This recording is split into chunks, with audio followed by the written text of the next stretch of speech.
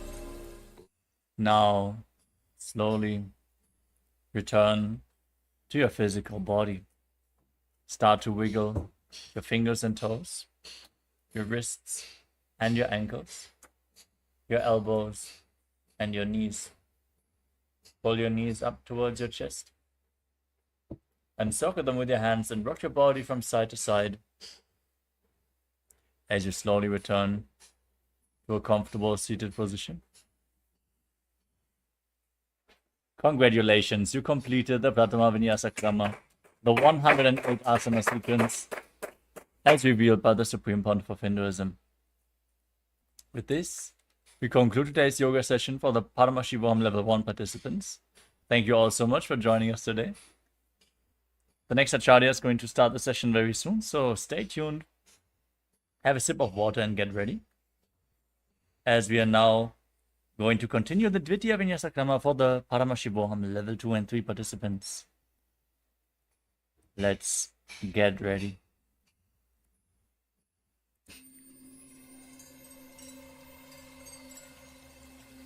I welcome you all with my love and respect. Let you all open all your three eyes. Om Nithyananda Paramashivoham.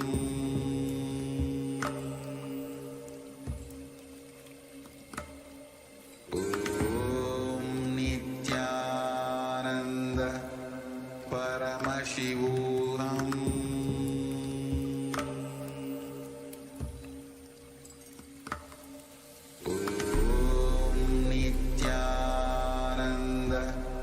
Paramashivoham.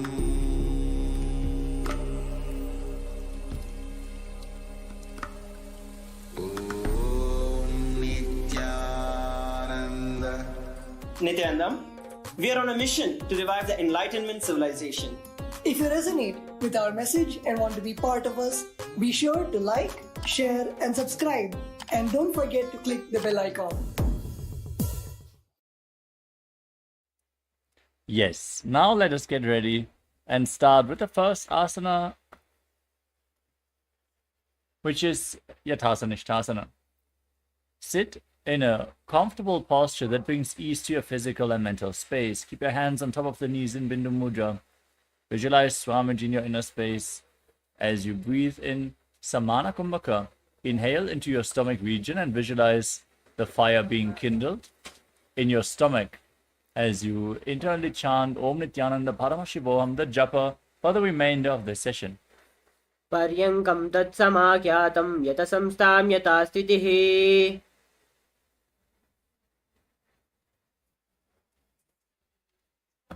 Next up is Sammasana. Now in a cross-legged position with your hands on top of the knees in Bindu Mudra, inhale and exhale as deep as you can, again and again.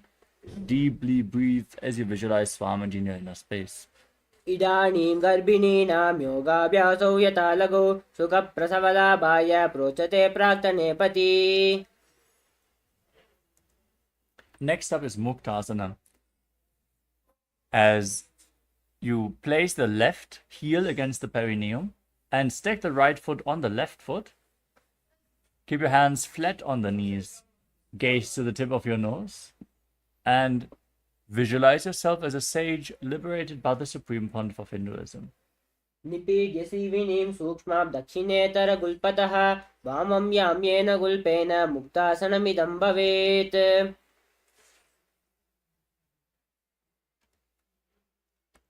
Next up is Siddhasana. Maintain the same posture, but now shift your gaze up towards your third eye as you visualize Swamiji in your inner space. Sthanus samyamitendriyo chaladrisha pashyan bravorantaram chaitan mokshakapata veda janakam siddhasanam prochate.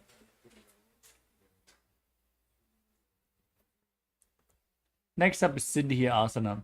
Now maintain the posture, engage all three bandhas, and gaze to the ground in front of you as you visualize Swamiji in your inner space. Breathe in Samana Kumbhaka. Vamapadake dijano shivani madita sukonthano.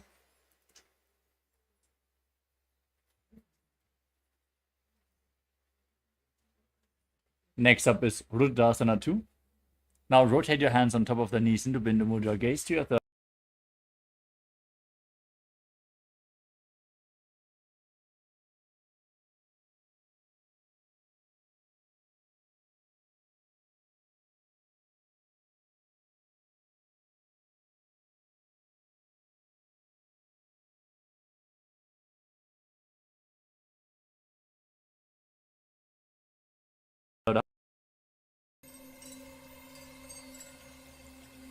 I welcome you all with my love and respects.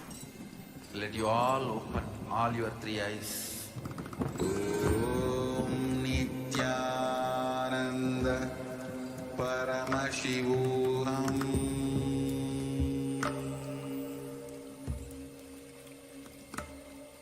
Om Nityananda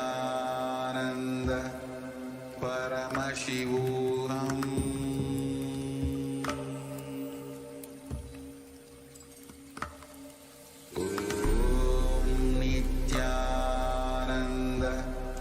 Paramashivoham.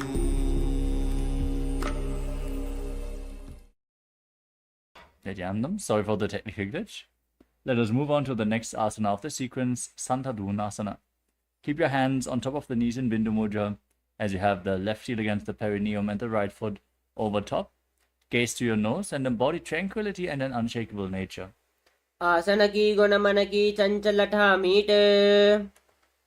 Next up is Siddhasana. Maintain your legs in the same position and cup one hand over the other in front of your navel in Samputta Mudra, resembling a closed lotus flower, as you visualize Swamiji in your inner space in Siddhasana too. ऋजुकाय समासीन शुद्धासनमुदीरितं प्रसार्य भुवि पादोतो दोर्व्यामङ्गुष्टमादरात्. Next up is Bandha Yoni Asana. As you keep your legs in the same posture, set the sankalpa to manifest through the womb of creation. Now inhale all the way and close your mouth with the little fingers, the nostrils with the ring fingers, your eyes with middle fingers, and the ears with the thumbs. As you experience yourself manifesting through the womb of creation. यत्र मध्ये महादेव बन्धयोन्यासु नेशृणौ यत्कृत्वा केचरो भूत्वा विचरेदीश्वरो यथा.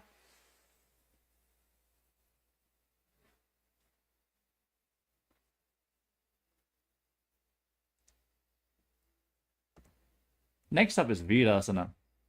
Now, place your right foot onto the left thigh and the left foot below the right thigh. Keep your hands on top of the knees in Bindu Mudra and embody the state and space of bravery. एकं पादमतैकस्मिन् मिन्यस्योर्णि संस्थितः इतरस्मिंस्तथा चोरुं वीरासनमुदीरितम्. Next up is Valmikasana.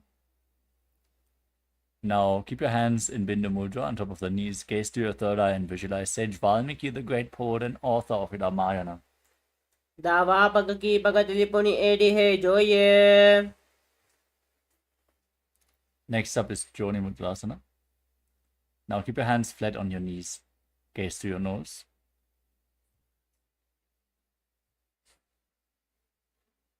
And visualize the Yoni Mandala, the visual representation of Devi Paramashiva Shakti. वामपाद की पगत Lija हिमाहिली core. Maintain the posture, shift your gaze up towards your third eye. Keep visualizing the Yoni Mandala in Yoni Asana. योन्यासनं पर्वतेन योगं योगफलेनिलं तत्कालफललं तावत् केचरो यावदेव हि पादयोगेन चक्रस्य लिङ्गाग्रं no नियोजयेत्.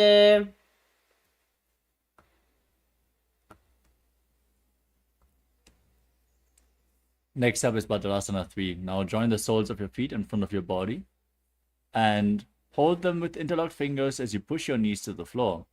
Pull your stomach in and up, gaze to the nose and visualize yourself as Lord Veerabhadra. गुल्पौ च वृषणस्यादः शिवन्त्यः पार्श्वयोक्षिपेत् सव्यगुल्पं तथा सव्ये दक्षगुल्पं तु दक्षिणे. Next up is Agvorasana with the legs in the same position. Place the left hand on the left knee and cover your mouth with the right hand. Close the left nostril with the index finger. Inhale through the right. Then close both nostrils. Hold your breath. Then exhale through the left and invert the breathing flow. Inhale through the left, hold, and exhale through the right again and again in Abhyanta Kumbhaka. Press your tongue up in Kechari Mudra. Lead the tongue along the nasal tract, if you can, as you gaze to your third eye and visualize yourself as an Aghori. पूर्वकः विश्रिका जोयी वाही विधि जो की जय सोई. Next up is Kanadi Pavasana. As you separate the heels, lean forward, place the elbows on the ground, place your elbows on the heels and rest your chin on your hands. Gaze to your nose. Pull your stomach in and up and exhale all the way in Rechaka Kumbhaka as you visualize yourself as a female elephant drinking water. ग्वाली पावा आसन कह्यो है जैसे या हम में जाने विधि दैसे गोवु गुल्प माहिलौ जानो औरु ये जा विचका हुनी ठानो. Next up is Padasana. With your knees raised, bring your hands in between the legs and interlock your fingers in front. As you lift your feet off the ground, gaze to your nose and visualize Swamiji in your inner space. ततोर्ध्वं रेचयेद् वायुं मृडनिश्वास संयुतम्. Next up is Gopi Chandasana. Now interlock your fingers around the feet. As you lift them up against your chest, rest your chin on the hands, gaze to the nose, and embody the state and space of a king in Gopi Chandasana. पूरब विधि पगाका अंगुटा कंटको परासे.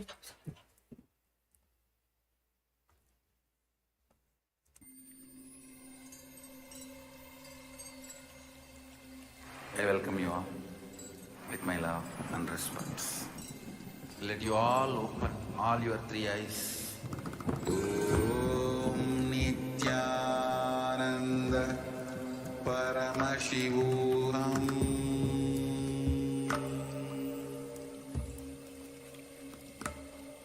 Om Nithyananda Paramashivoham. The next asana is Uddarasana. Now scoop your hands below the feet and interlock your fingers around the toes as you lift them against your chest. Hands on the soles, the chin on the soles of the feet. Gaze to your nose and visualize your body free from any defects. दोवु पगतलि संपुटटाने उभय हस्तकरी उर्दहिताने अंगुष्ठ दोवु समत हरावे चुबको नीचे ताहि लगावे. Now from Uddarasana, lift the feet even higher in front of your face. Keep the interlocked fingers in front of your forehead as you visualize yourself excelling in everything in Vishishtasana. दोवु पगतलि जोड़ी संपुट करे हाथ दो वा पग बिचा आनी थले.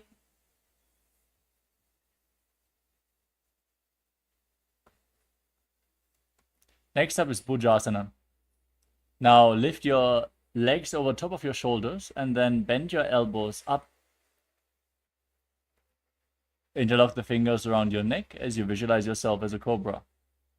शिरासनं तो विज्ञेयं कक्षासनमतः परं ग्रीवासनं च परमं भुजासनमिहोच्यते.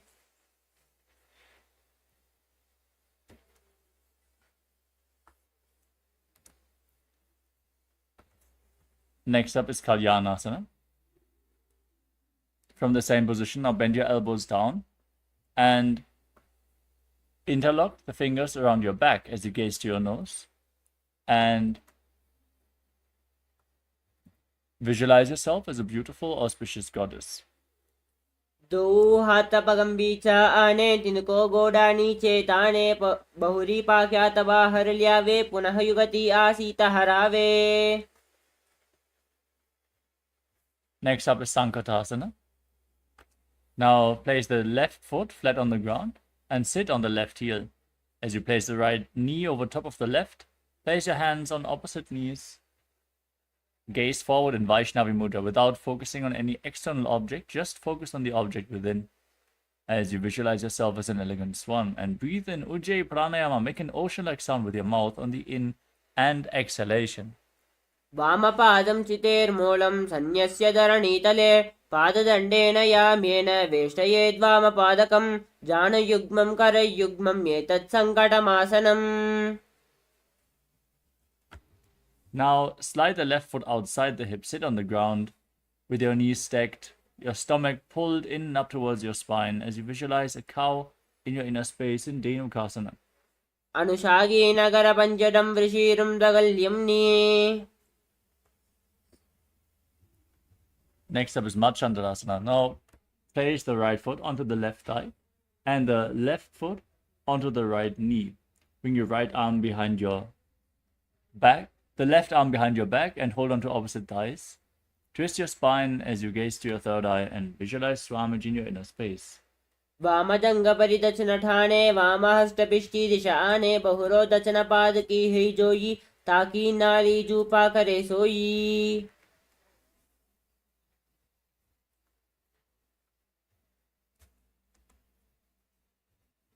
Next up is Machandranasana 2. Now untwist your spine and hold onto your feet as you lean forward and down. Place your foot on the ground and visualize Swamiji in your inner space. प्रथमजी मनोचरण च जोई वामजङ्गपरिराके सोई ताकी येडी कडिसोल्यावे बहुरी युगति यह ओर करावे. Now rise back up and interlock your fingers, placing them on the top knee. As you engage all three bandhas, Mahamudra Bandha, and visualize Swamiji in your inner space. ऊर्मूले इतरपादस्य कनिष्ठिका प्रदेशगुल्पं संस्थाप्य.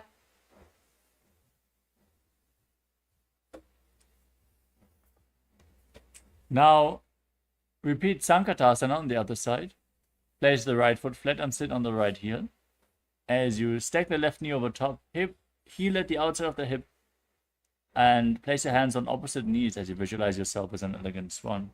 वामपादं चितेर्मूलं सन्न्यस्य धरणीतले पाददण्डेन याम्येन वेष्टयेद्वामपादकं जानुयुग्मं करयुग्मम् एतत् सङ्कटमासनम्.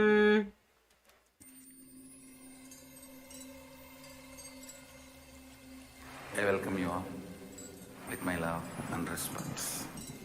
Let you all open all your three eyes. Om Nithyananda Paramashivoham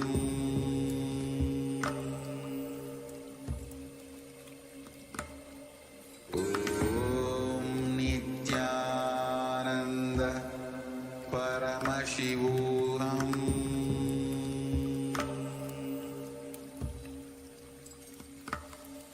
Om Nithyananda Paramashivoham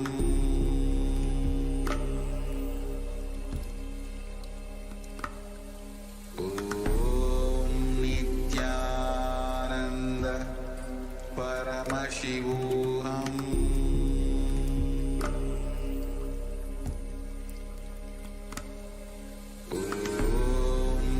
Nithyananda Paramashivoham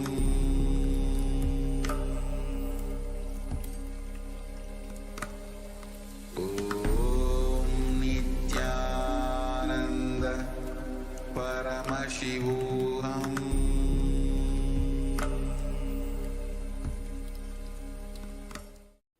Yes, sorry for the technical glitch. Let's move on to the next asana, which is Dhenukasana. Now slide the right foot outside the hip, sit on the ground, pull your stomach in and up, and visualize a cow in your inner space. अनुसागेन करपञ्चडं वृषीरं दगल्यम्नि. Next up is Machandranasana on the other side. Place the left foot on the right thigh and the right foot on the left knee. Gaze to your third eye as you visualize Swamiji in your inner space. वामजङ्गपरिदचनठाने वामहस्तपिष्टिदिशाने बहुरोदचनपादकी है जोयी ताकी नाली जूपा करे सोई.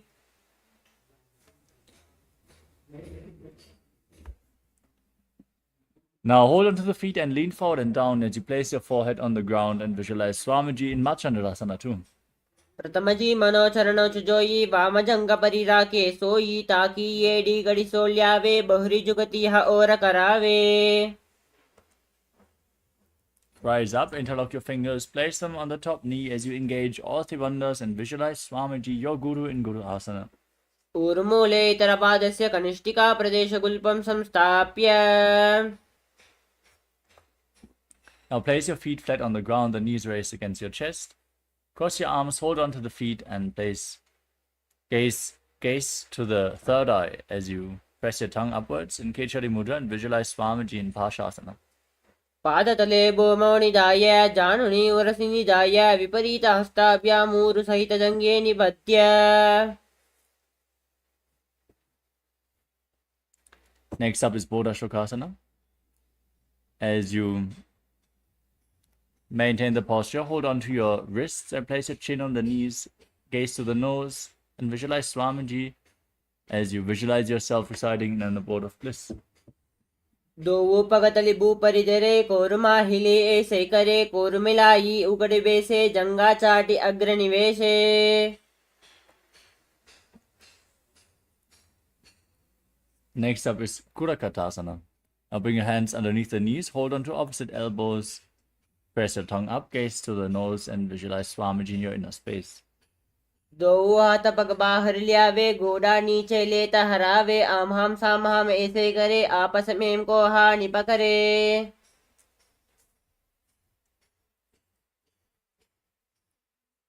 Next up is Sumati Asana.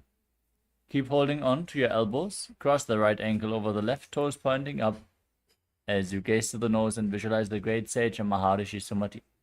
मूलद्वारी दर्जे परिधाने दावा पग परिदच पद आने.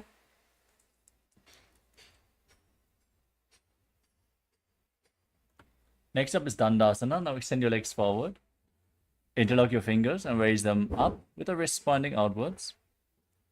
As you gaze to your nose, engage all three bandhas, Mahamudra Bandha, and visualize Swamiji in your inner space. इदानीं गर्भिणीनां योगाभ्यासो यथा लघो सुखप्रसवलाभाय प्रोच्यते प्राक्तने पति. Next up is Arambhasana. Lean forward and down and hold on to the big toes in Prana Mudra. As you visualize Swamiji in your inner space, bring your head to the knees and breathe in Nadi Shodhana. Inhale through one nostril and exhale through the other alternatingly, without the support of your hands. दो पग मिलिबा पसारी पगा का अंगूठा पकड़ी लीला तो गोड़ा लगावे. Next up is Bidokasana. Now slightly separate your feet and raise the knees. Bring your arms underneath the shins and hold the soles of your feet from the outside as you gaze to your third eye. And bring your head down to the ground, visualizing Swamiji in your inner space. प्रथम बैसदो पाव पसारी कचुक उर्दो कुकुरुडो डारे. Now join the soles of the feet together with the feet extended away from your body. Bring the hands underneath the shins and place your face on the heels as you gaze to the nose and visualize Swamiji in Jalandhari Pavasana. दो AD मैली के दीजे हाथ पसारी.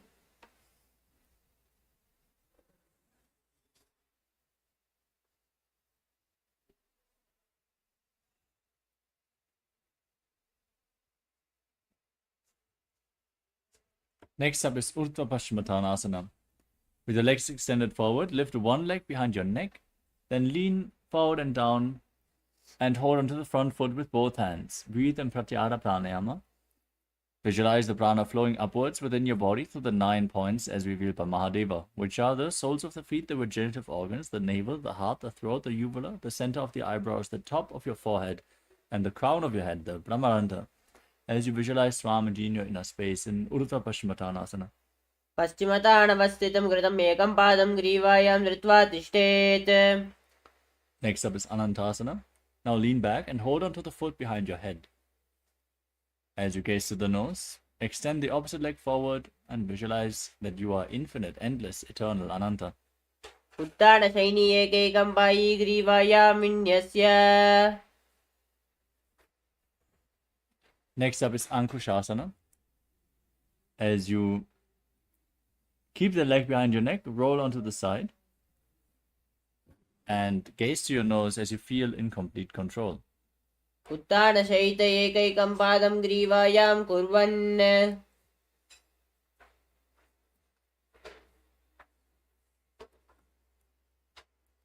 Next up is Tridushasana. Now lay on your back and one by one, lift the legs behind your neck. Lift the knees against your chest and encircle them with your hand as you rock your body from side to side and visualize Swamiji in your inner space. Oh, yeah.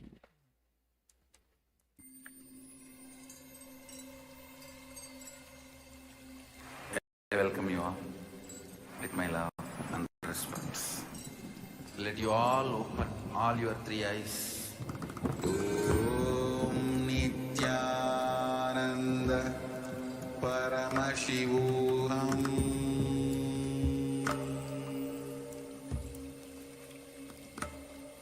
Om Nithyananda Paramashivoham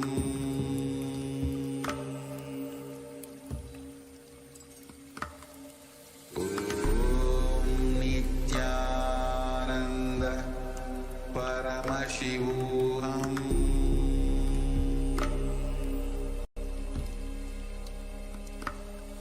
Om Nithyananda Paramashivoham Om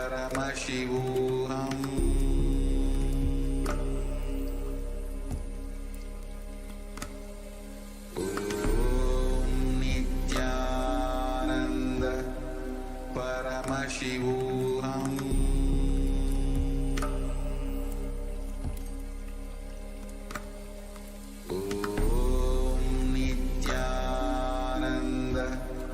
Paramashivoham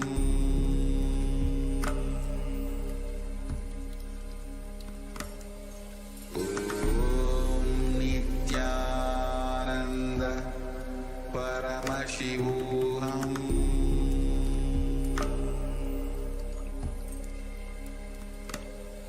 Om Nithyananda Paramashivoham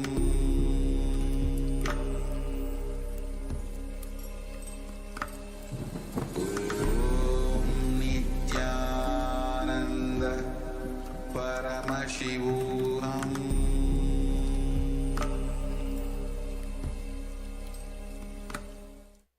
Yes, Nityanandam. Sorry for the technical glitch.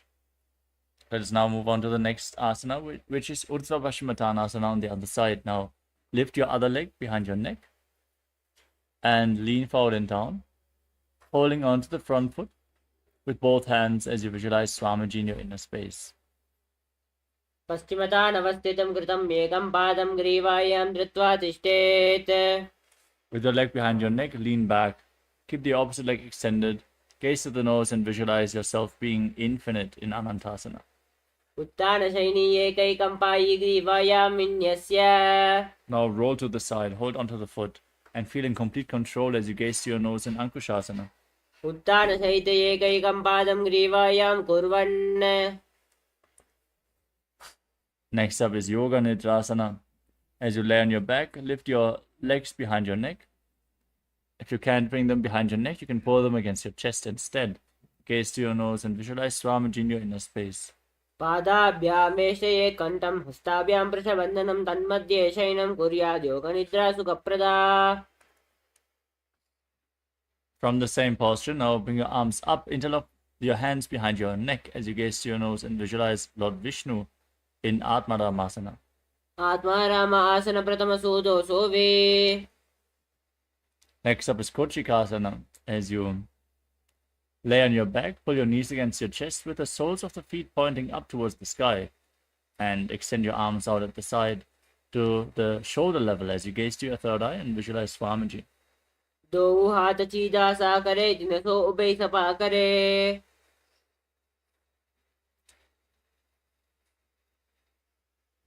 Next up is the Jatara Parivritti, consisting of 3 steps. Let us perform all 3 steps on one side and then on the other. As you enter a neutral position, where you pull your knees against your chest and extend the arms out to the side. Then drop one knee down to the side and extend the other leg straight. Bend both knees to the side. Extend both legs to the side, hold on to the feet, and gaze in the opposite direction of the feet. Throughout this process, visualize Swamiji and perform the Mula Bandha. Keep breathing in Pratyahara Pranayama. Return to the center.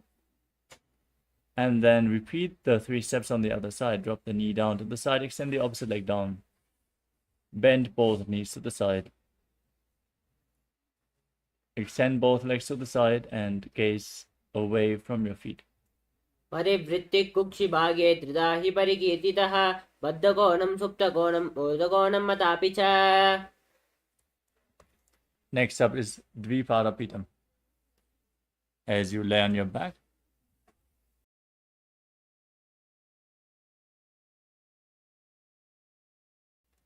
keep your feet flat, the knees raised, hold onto your ankles, and then raise your hips off the ground, lock your throat, breathe in Murcha Kumbhaka as you push the air against your throat lock, push the prana upwards into the higher chakras as you gaze to your nose and visualize yourself as sturdy as a bridge. प्रतिक्रियायुतं द्वन्द्वपीठः सर्वपदप्रदम्.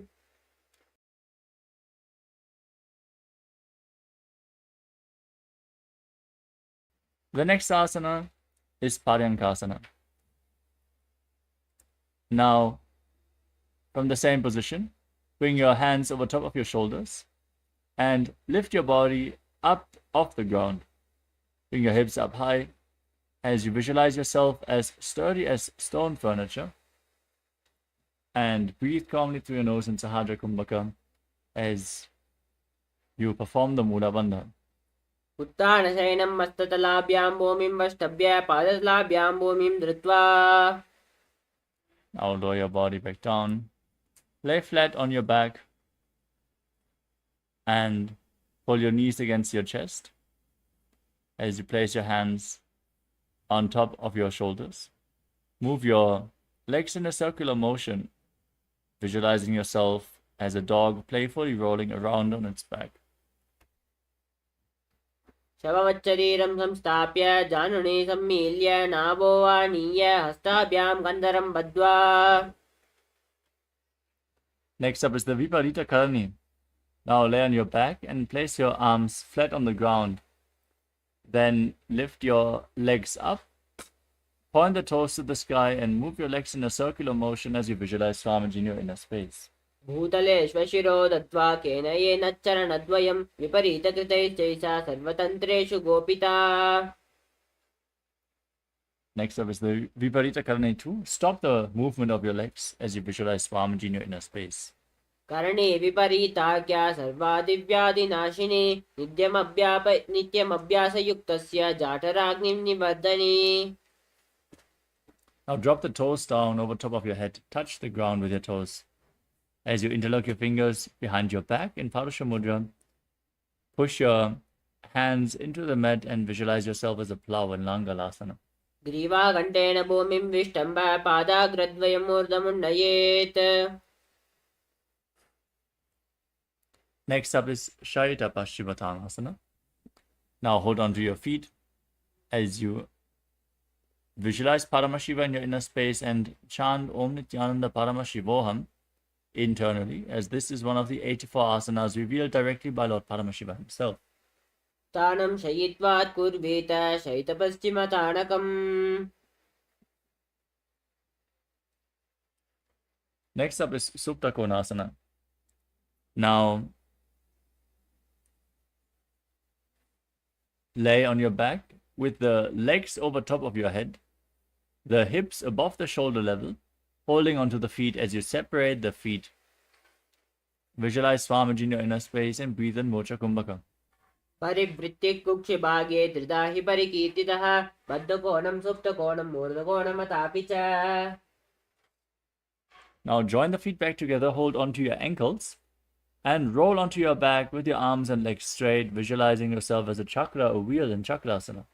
शवाशनस्तद्वौ पादौ कुर्यान्मस्तकतः परौ विक्रमेण ततः शीघ्रम् एतत् सर्वस्य साधनम्.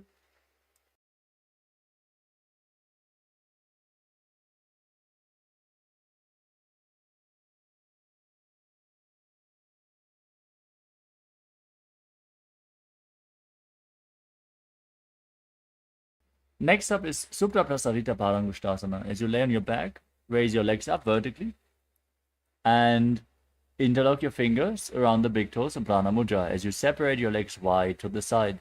Visualize Swamiji in your inner space and breathe in Ujjayi Pranayama. Make an ocean-like sound with your mouth. उत्तानपादं क्रौञ्चं च मरीचिं वीरभद्रकं नटराजं त्रिकोणं च सुप्ताङ्गष्टप्रसारणे.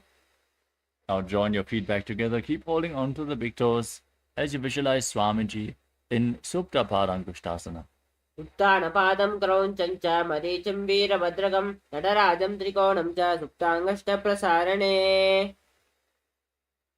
Next up is Matsyasana. Now cross your legs into Padmasana as you lay on your back. And bring your arms over top of your head, holding on to opposite elbows as you gaze to your nose and visualize Matsya, the fish avatar of Lord Vishnu. मुक्तपद्मासनं कृत्वा उत्तानशयनं चरेत् कूर्पदाभ्यां शिरो वेष्ट्या मत्स्यासनं तु रोगः.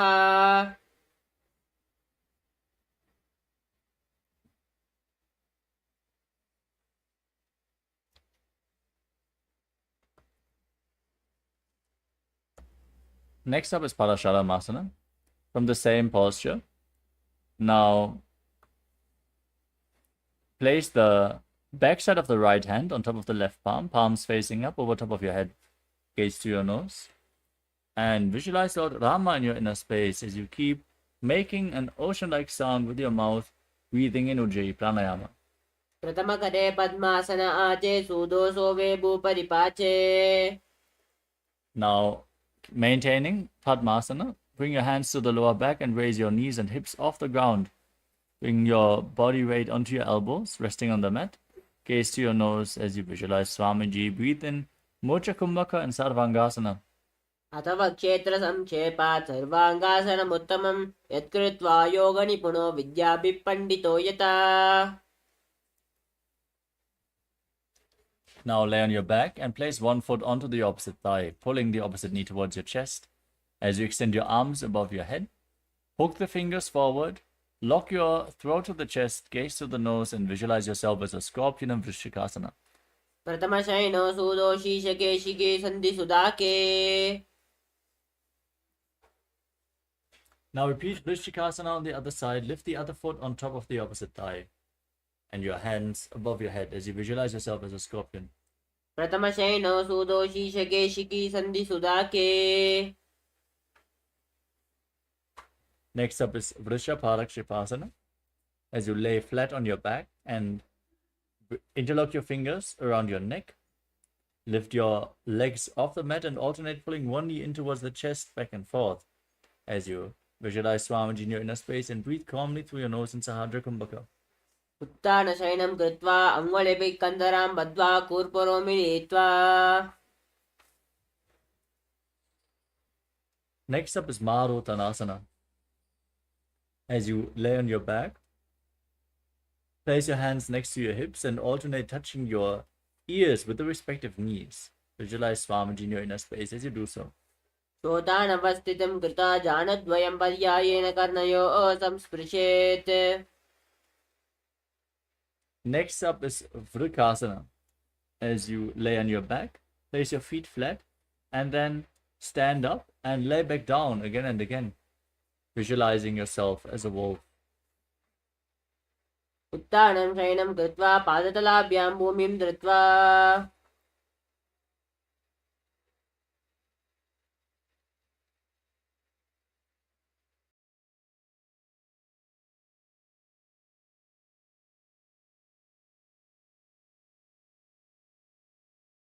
Next up is Lutasana. As you lay down on your back, kick your legs over top of your head and roll over completely again and again as you visualize Swamiji in your inner space. Finally, concluding this asana laying on your stomach in a prone position. उत्तानशयनं पादौ शिर्लुङ्ग्य भूमस्थापयित्वा.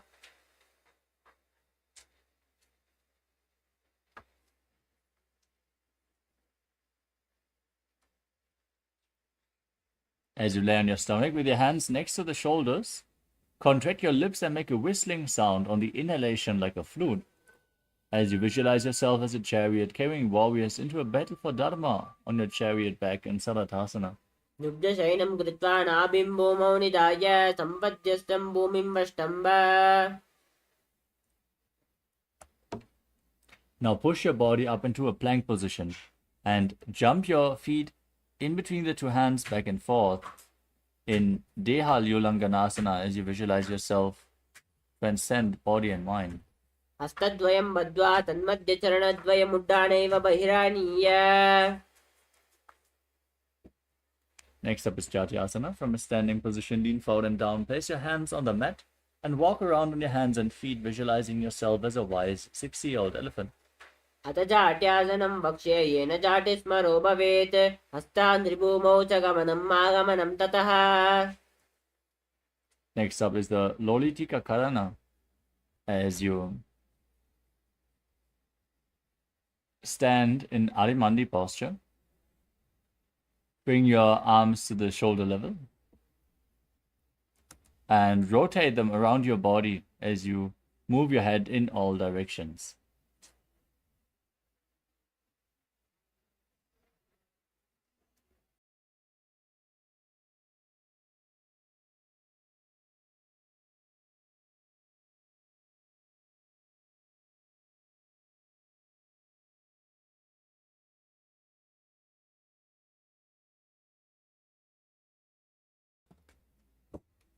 The next asana is Sarapasana. As you stand on the mat, tie your feet with a rope if you have a rope available. And then keep your hands on your thighs, your elbows close to your body. And visualize your Kundalini Devi rising and curling upwards around your body in Sarapasana. अथ सर्पासनं वक्ष्ये वायुपानाय केवलं शरीरं दण्डवत् तिष्ठेत् रज्जुबन्धस्तु पादयोः.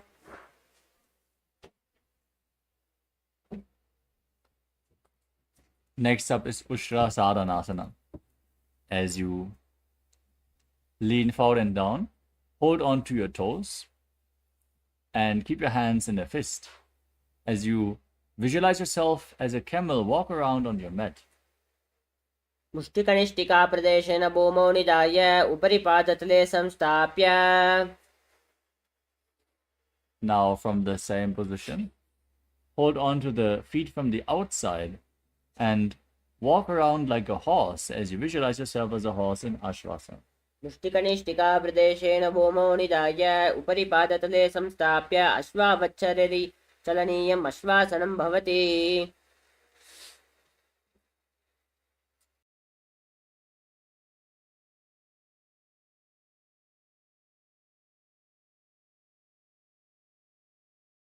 Next up is Kapota Nitakasana. Now stand with your heels together and interlock your fingers behind your back in Parashamudra. Pull your hands down towards your calves as you lean back as far as you can. Tilt your head back.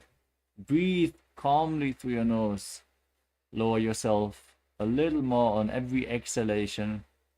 Relax in this posture as you visualize yourself as a soaring bird diving in Kapota Nitakasana. पादतले भूमौ निधाय पृष्ठभागेन हस्तौ जङ्घापर्यन्तं नीत्वा.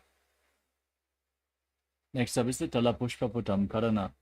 Now stand in Adimandi posture. Heels together, toes pointing outwards, knees bent. Join your hands in Namaskara Mudra in front of your heart. As you bow down to one side, open up your palms and raise the respective heel. Repeat this movement as you visualize yourself holding a bouquet of flowers and offering it to Paramashivoham.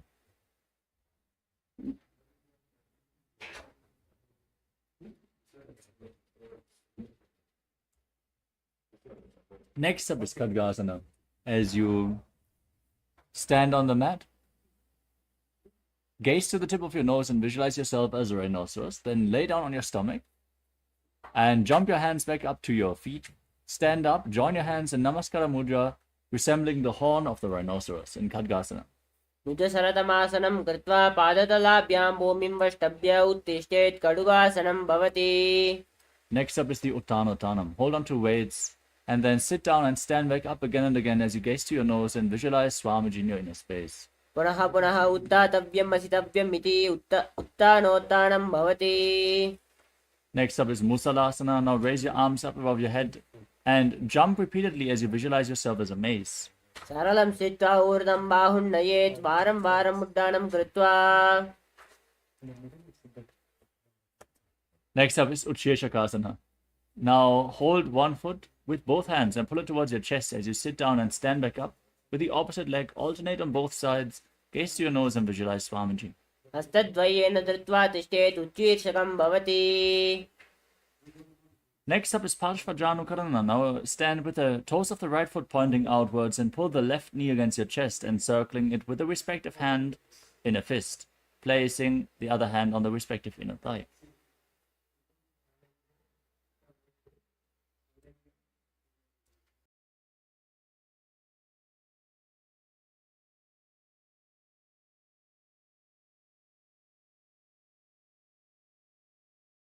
The next asana is Tandavasana. As you hold on to weights, extend your arms and the left leg forward. Visualize yourself fiercely dancing as Lord Shiva as you sit down and stand back up in Tandavasana. एकेन पादेन स्थातव्यं ताण्डवासनं भवति. Next up is Brahmanasana. From a standing position, now raise the left foot towards the inner opposite thigh with the heel against the perineum. Keep your hands relaxed by the side as you visualize that Lord Brahma is blessing you from within. ब्राह्मणासनमावक्ष्ये यत्कृत्वा ब्राह्मणो भवेत्. Next up is Garudasana 3. Now bring the left foot over and around the right knee. Tuck the toes behind the calf. Join your hands in Namaskara Mudra as you bring the left arm below the right, intertwining your arms, visualizing yourself as Lord Garuda. उत्तानकूर्मपीठश्च सैमस्गारुडमेव च वातायनं गोमुखं च भारद्वाजं त्रिविक्रमम्. Next up is Ekapadasana. Now place the left foot onto the right thigh and keep your hands relaxed by the side as you visualize Swamiji in your inner space. दक्षाङ्घ्रिं वामपादस्य जङ्घोपरिनिधाय च.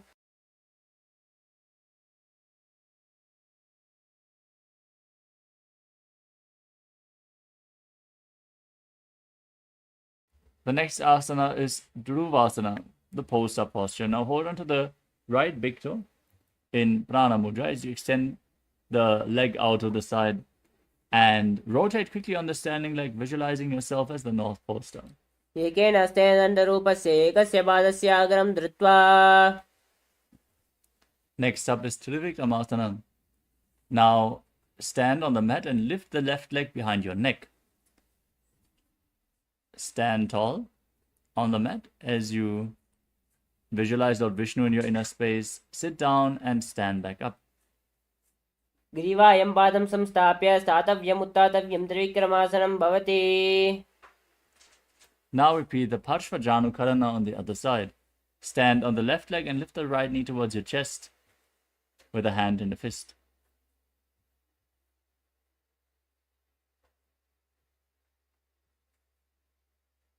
Now repeat Tandavasana on the other side. Dance as Lord Shiva as you extend the right leg, sit down and stand back up. एकेन पादेन स्थातव्यं ताण्डवासनं भवति. Next up is Brahmanasana. Now lift the right foot towards the inner left thigh. Keep your hands by the side. Visualize Lord Brahma blessing you in Brahmanasana. ब्राह्मणासनमावक्ष्ये यत्कृत्वा ब्राह्मणो भवेत्. एकपादमुरो दत्वा तिष्ठेत् दण्डाकृतिर्भुवि. Now repeat Garudasana 3. Bring the right foot over the left and the right arm below the left with the hands joined in Namaskara Mudra. Visualize yourself as Lord Garuda with big wings on your back. उत्तानकूर्मपीठश्च सैमस्गारुडमेव च वातायनं गोमुखं च भारद्वाजं त्रिविक्रमम्. Now place the right foot onto the left thigh and the hands relaxed by the side as you visualize Swamiji in Ekapadasana.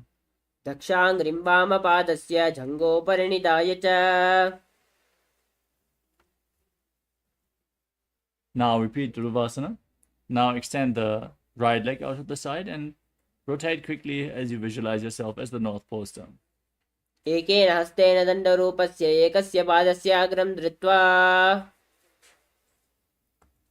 Now repeat Trivikramasana as you lift the right leg behind your neck.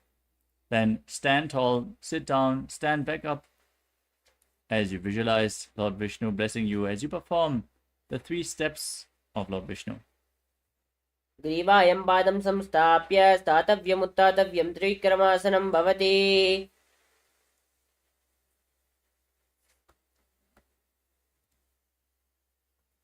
Next up is Samanaka Karana. Now stand with the heels touching, toes pointing outwards and the hands slightly extended away from your body, fingers pointing one by one.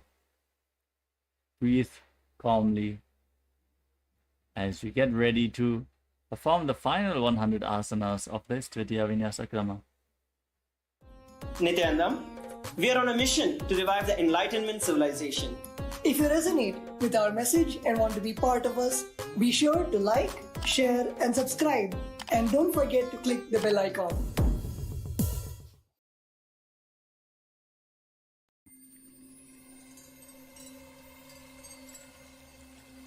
I welcome you all with my love and respect. Let you all open all your 3 eyes. Om Nithyananda Paramashivoham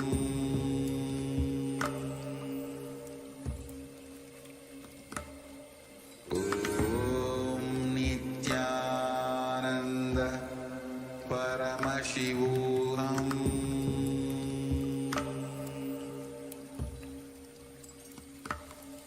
Om Nithyananda Paramashivoham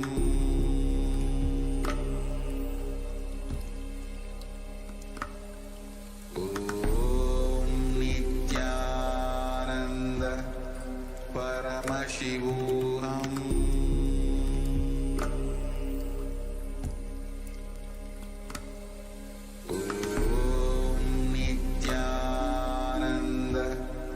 Paramashivoham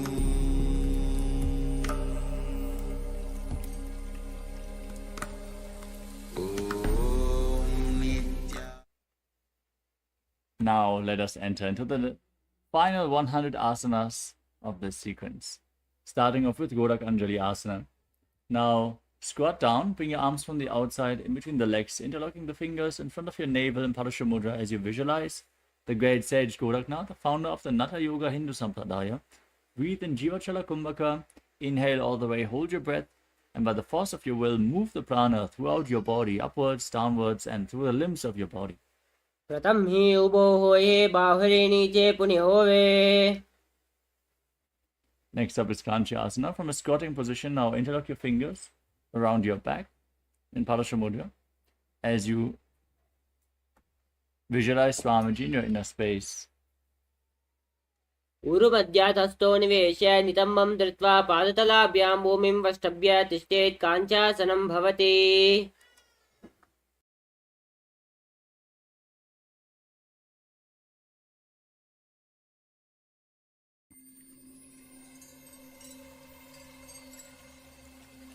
I welcome you all with my love and respect.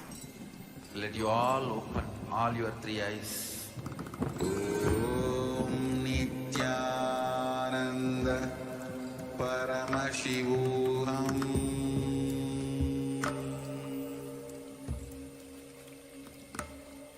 Om Nithyananda Paramashivoham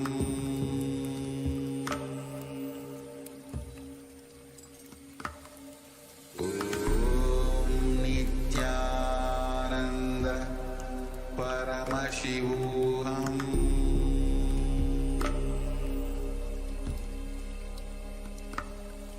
Om Nithyananda Paramashivoham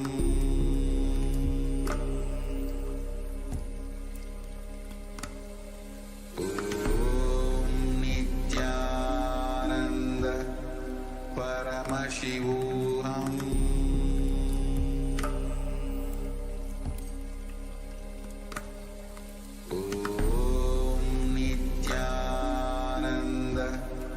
Paramashivoham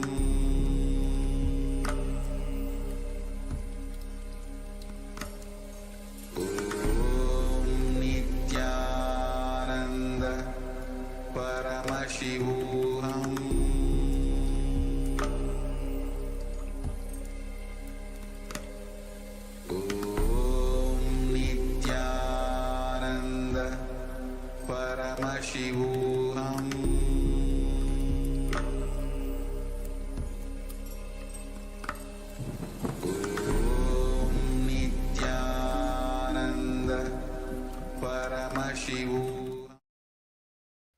Yes, sorry for the technical glitch. Let us move on to the next asana, which is Bhairava. From a squatting position, with your heels together, close to your perineum, interlock your fingers behind your back, and gaze to your navel, visualizing Bhagavan Kala Bhairava, the Lord of Time.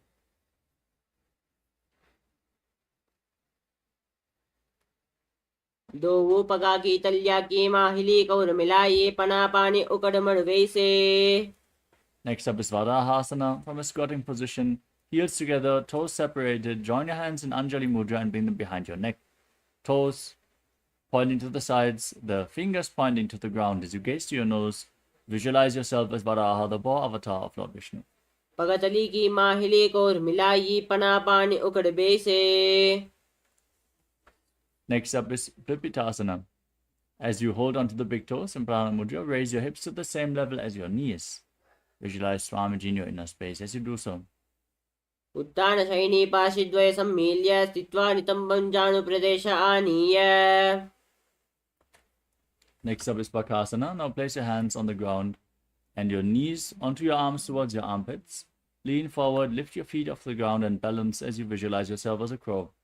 हस्ताभ्यामवनिवष्टम्ब जानद्वयनाभो सम्मील्य. Next up is Sushtanga Kapalyasana. With your hands on the ground, place your head on the mat as well. And then bring your hips above the shoulders and raise your legs up, crossing them into Padmasana as you gaze to your nose and visualize Swamiji in your inner space. आसन कौगुण कपाल आचो होई. Next up is Guptasana. Sit in a kneeling posture and keep your heels outside the hips as you place your hands on the knees, gaze to the nose, and visualize you are sitting in the secret seat with Paramashiva and Guru. जानोर्वोरन्तरे पादौ कृत्वा पादौ च गोपयेत् पादोपरि च संस्थाप्य गुडं गुप्तासनं विदुः.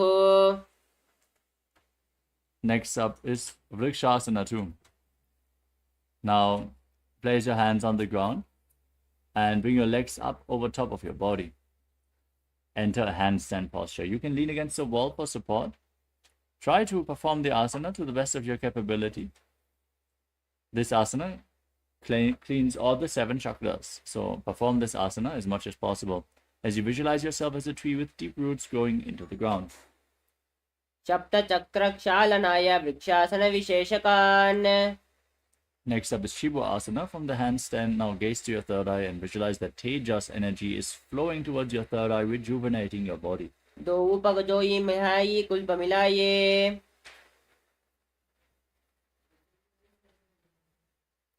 Next up is Matsyasana 2. Now place your hands on the ground and step your feet back into a plank position. Lower your body down and push it back up again and again, visualizing yourself as a fish. निब्जशयनं कूर्परो पार्श्वाभागामूर्धकृत्य. Lower your body down onto your stomach. Place your hands on the hips and lift your chest and head from left to right. Visualize and move your body like a snake in Sarvasana 2. निब्जशयनं कृत्वा हस्तौ नितम्बं संस्थाप्य पादौ दीहीकृत्य. Now place your elbows on the ground in front of you, your hands in Padma Mudra, the Lotus Mudra.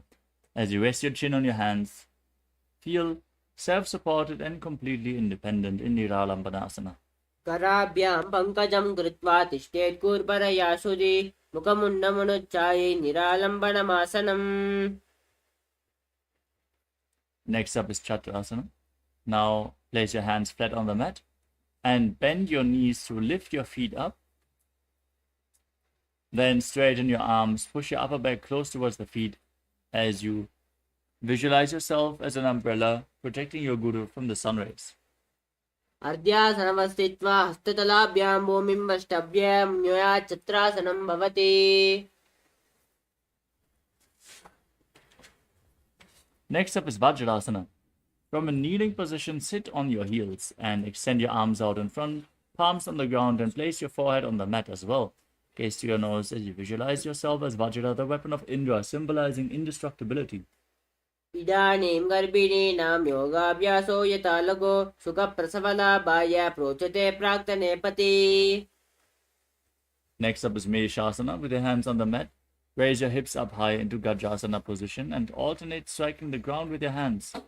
as you visualize yourself as powerful as a ram. गजासन संस्थितौ एकैकं बाहुं भूमौ ताडयेत्. Next up is Ajasana. Now from Gajasana position, lift your legs up high into a handstand and lower your face down towards the mat as you visualize yourself as unborn, existing for all eternity. गजासन संस्थितौ पादद्वयम् अन्तराले कृत्य.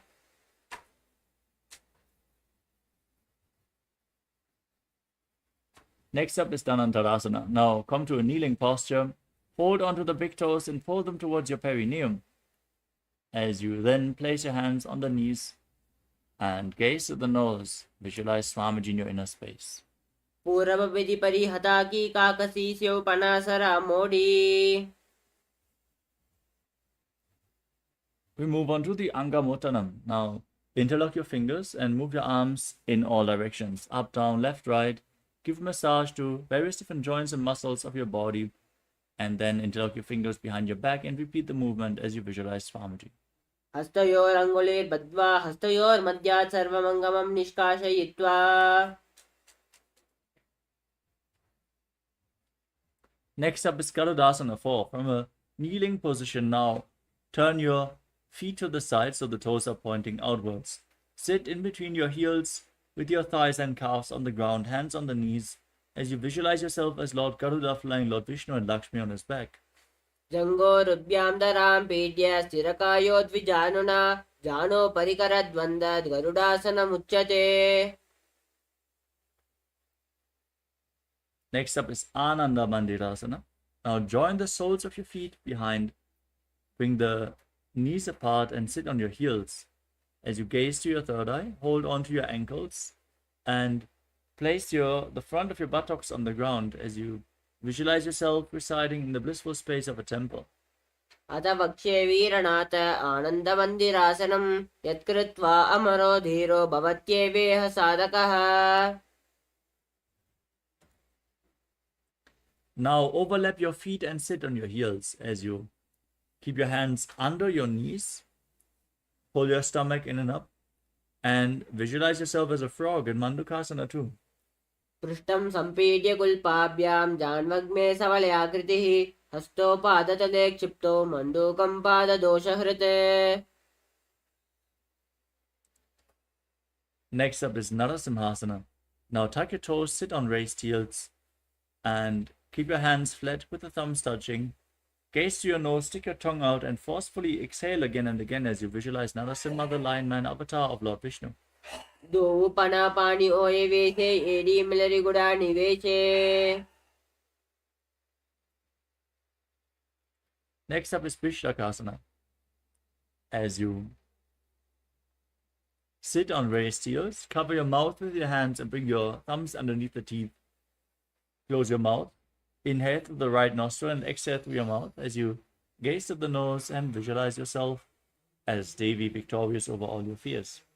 दो पगां की AD जोई घोड़ा बाणो पनि होई घोड़ा रंगाधर करी रखे आड़े वाहईशी विदिदहे.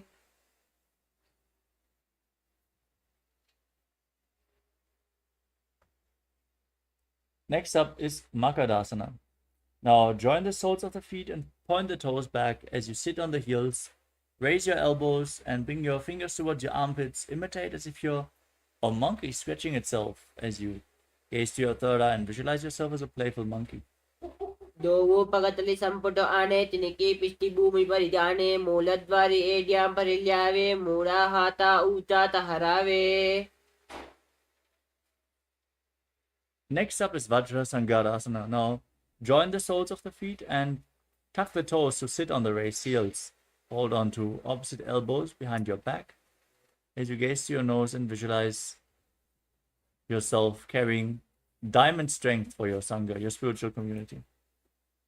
प्रथम पना पानी होय बेसे दो एडी गुड़ा निवेशे घोड़ा उबारा के तीय आड़े वाय बसारे धीरा.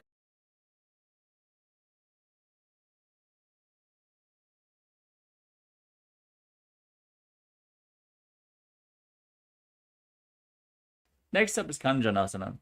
Now cross your feet and sit on the heels as you keep your knees on the mat. Place your hands on the ground next to your body as you gaze to your nose and pull the stomach in and up, visualizing perfect health in Kanjanasana. खञ्जनासनमा वक्ष्ये यत्कृत्वा शुष्टिरो भवेत् पृष्ठे पादद्वयं बद्ध्वा हस्तौ भूमौ प्रधारयेत्.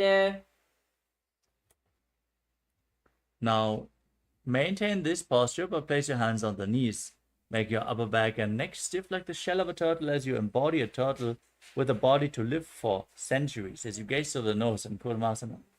गुल्पौ च वृषणस्यादौ व्युत्क्रमेण समाहितौ ऋजुकाय शिरो ग्रीवं कूर्मासनमितीरितम्. Now relax your upper back and neck. Keep your hands on the knees. Maintain the posture as you gaze to your nose, visualizing Swamiji in Yogasana. गुडं नियम्य गुल्पाभ्यां व्युत्क्रमेण समाहितः योगासनं भवेत् एतत् इति योगविदो विदुः. Now stand on your knees with the toes tucked. As you hold your calves, cross your feet behind, and gaze to the third eye as you visualize the space of eternal oneness, Advaita with Swamiji.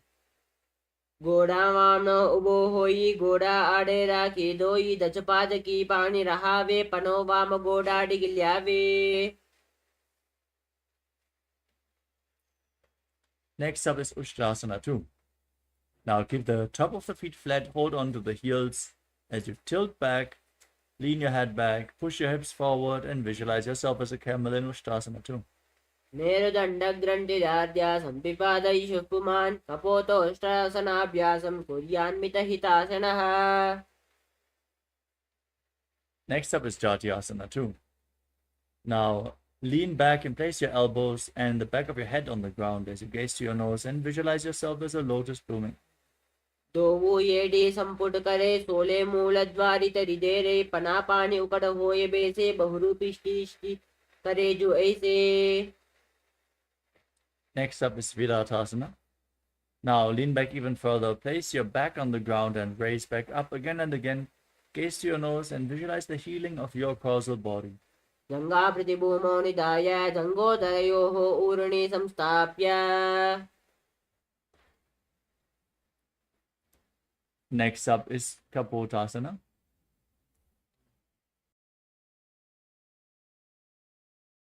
Now lean back and bring your head in between the feet as you bring your arms over top of your shoulders, holding onto the feet, visualizing yourself as a beautiful dove. जंगा प्रतिभूमो निधाय जंगोदरयोः ऊर्णे संस्थाप्य.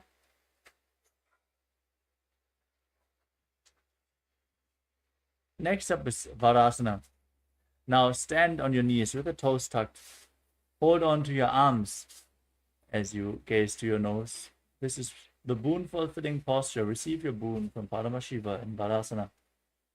जानुने भूमौ संस्थाप्य हस्ताभ्यां बाहु परस्परं धृत्वा सरलं तिष्ठेत् वारासनं भवति. From this posture, now lean forward and down.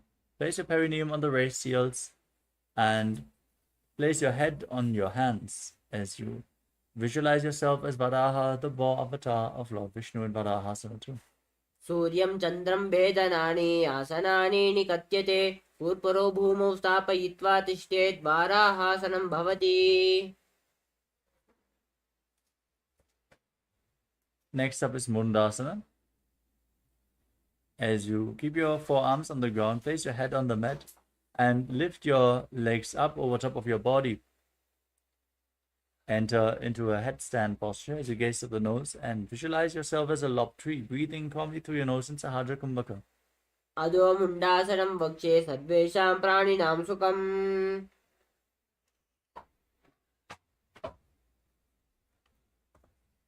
Next up is Andhasana. As you sit in a kneeling posture, lean forward and down. Place your head in between the knees and hold onto your head with the elbows outside the knees. Inhale through your nose and exhale through your mouth again and again as you visualize Swamiji in your inner space. प्रथम पगतली समत हरावे कोरुमा हिली ube मिलावे पना पानी उकड़ कर बेसे दोवु AD गुड़ा निवेसे.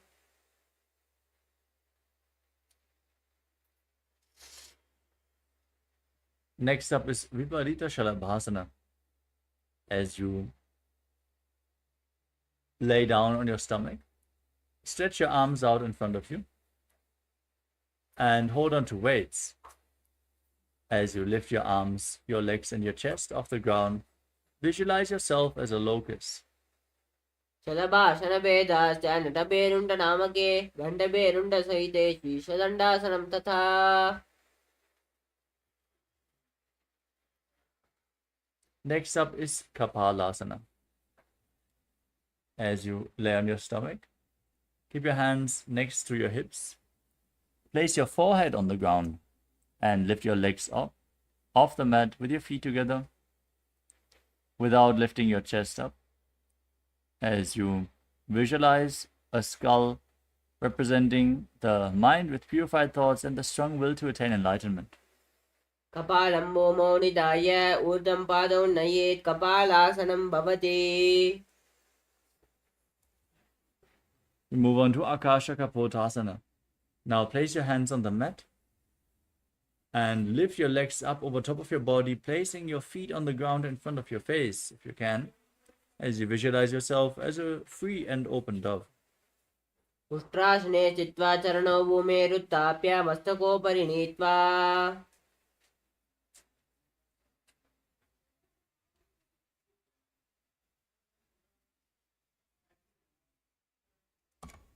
Next up is Chatakasana. In a kneeling position. Now place your forearms on the ground. Be sturdy with the navel on the knees, visualizing yourself as a sparrow. ऊर्परपर्यन्तं हस्तौ धरामष्टम्भा जानुनी नाभो सङ्कुञ्च्य तिष्ठे चटकासनं भवति. The next asana is Vrishikasana too.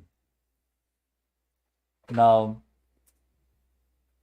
place your forearms on the ground and raise your legs up over top of your body. Bend your knees and try to touch your feet to the back of your head as you visualize yourself as a scorpion. यश्चीवपुश्च प्रतिमाङ्गि पार्श्वे जित्वा श्वशीरे चुबकं विदार्यकौ. Next up is Vrishasana. Now sit on the right heel as you keep the left foot outside the hip, toes pointing to the side.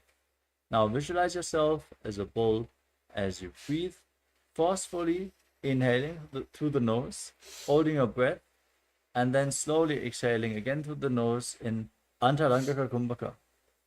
याम्यगुल्पे पादमूले वामभागे पदेतरं विपरीतं स्पृशेत् भूमिं वृषासनमिदं भवेत्.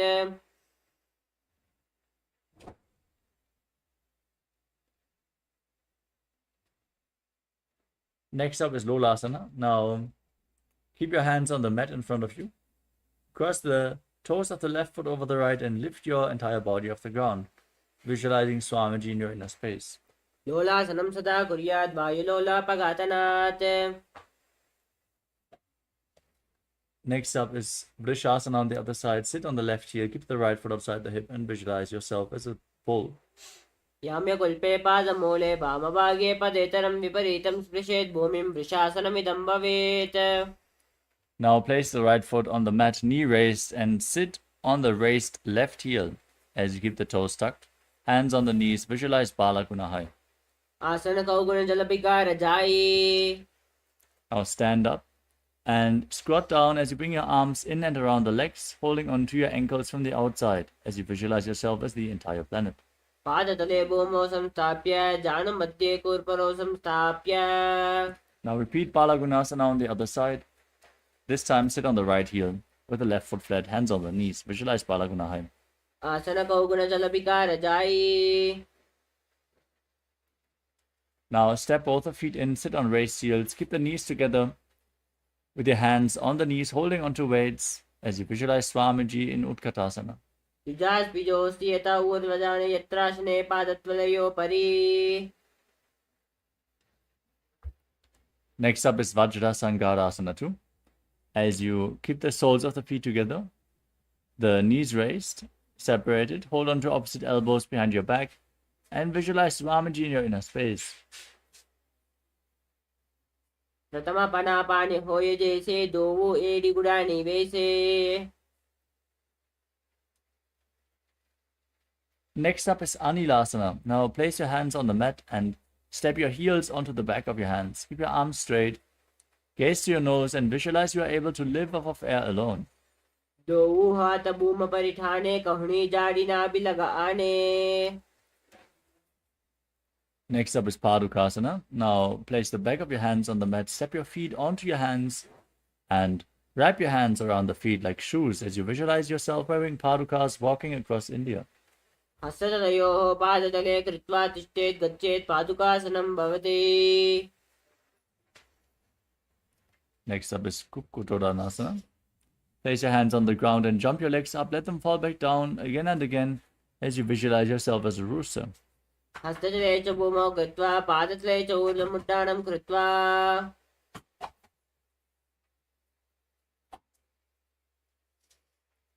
We move on to Viparita Nityasana. Now place your hands on the mat and lift your legs up over top of your body. Move around on two hands dancing as you feel yourself become free of all inhibitions. हस्ततलाभ्यां भूमिं वष्टभ्य ऊर्ध्वं पादाग्रे कुर्वन्.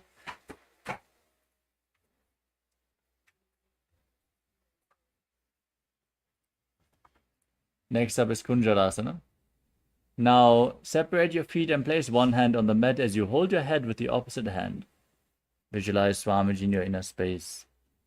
अथ वक्ष्ये Mahadev कुञ्जरासनमुत्तमम्. Exchange the position of your hands. Repeat Kunjarasana on the other side. अथ वक्ष्ये महादेव कुञ्जरासनमुत्तमम्.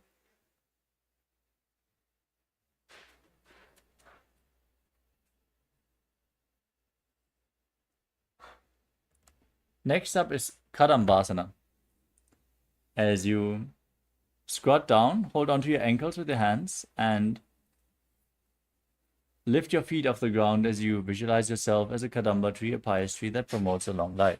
पार्श्वेभ्यां भूमिं वष्टभ्य.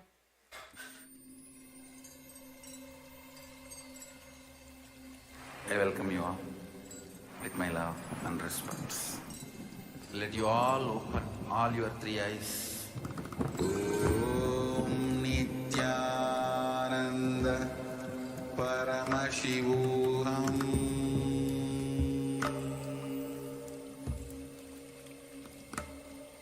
Om Nithyananda Paramashivoham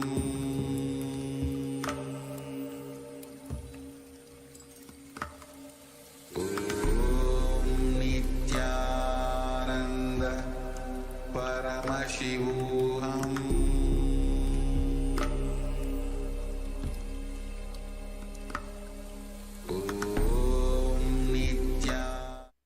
Nityanandam. Sorry for the technical glitch. Let us now move on to Pavana Muktasana.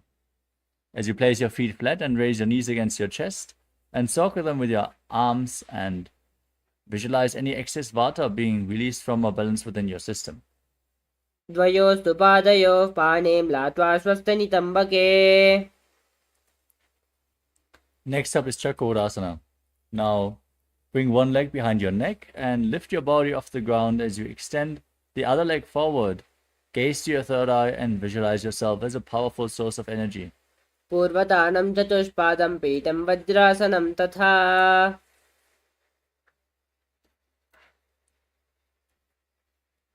Next up is Dhanurasana 2. Now interlock your fingers around the big toes and Prana Mudra. As you extend one leg forward and pull the other foot towards your ear, visualize yourself as a bow. पादाङ्गुष्ठौ तु पाणिभ्यां गृहीत्वा श्रवणावधि. Next up is Ashtavakrasana. Lift the right foot over top of your shoulder and hook the left foot over top as you extend the legs out to the side and balance on your arms as you lean forward, visualizing yourself as a flying crane. वासिष्ठमतकौण्डिन्यं मूर्धकुक्कुटमेव च. Next up is Pranasana. Now keep the right foot flat, the left foot on top of the right thigh, the right shoulder underneath the raised knee. Gaze up and visualize you are immortal and able to exist solely on prana. एतत् प्रभेदं वक्ष्यामि करोति yes चामरः. Now bring the left foot to the right hip and step the right foot over top of the left knee as you twist the left elbow around the raised knee and bring the left arm below the knee. To interlock both your hands behind your back, gaze to your third eye and visualize Sage Matsyendranath, the master of Hatha Yoga and Parshvamatsendrasana. पार्श्वाभ्यां नृत्यते यास्तु पार्श्वमत्सेन्द्रमुत्तमम्. Now repeat Chakrasana on the other side. Lift the other leg behind your neck as you extend the opposite leg forward and then lift your entire body off the ground, gazing to the third eye and visualizing yourself as a powerful source of energy. पूर्वताडं चतुष्पातं पीठं वज्रासनं तथा. Now repeat Dhanurasana 2 on the other side. Hold onto the big toes and pull the other foot towards your ear as if you're pulling a bowstring back. Visualize yourself as a bow. पादाङ्गुष्ठौ तु पाणिभ्यां गृहीत्वा श्रवणावधि. Now repeat Ashtavakrasana on the other side. Lift your left leg over the shoulder. Hook your right foot over top and balance on your arms as you lean forward, visualizing yourself as a flying crane. वासिष्ठमतकौण्डिन्यं मूर्धकुक्कुटमेव च.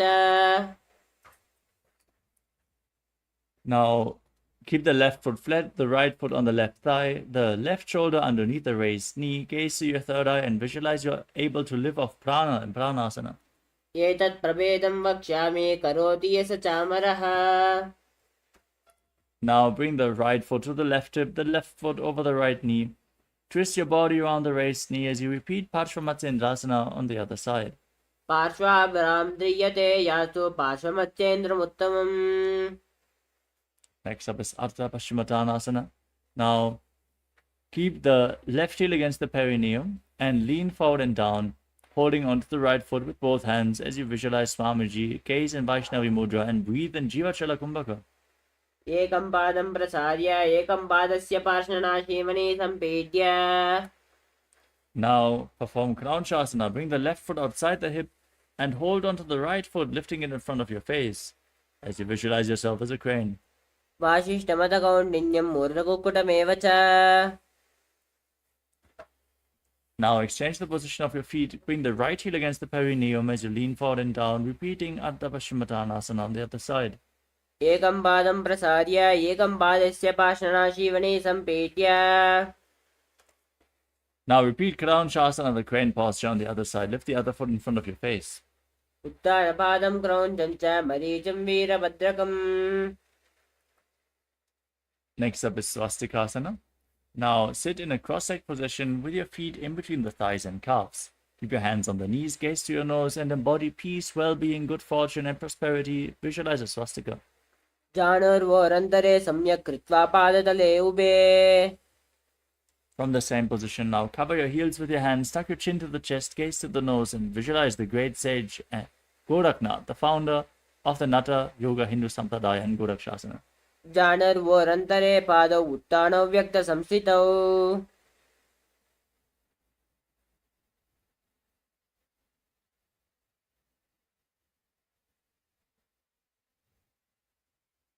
Next up is Bhagasana 2.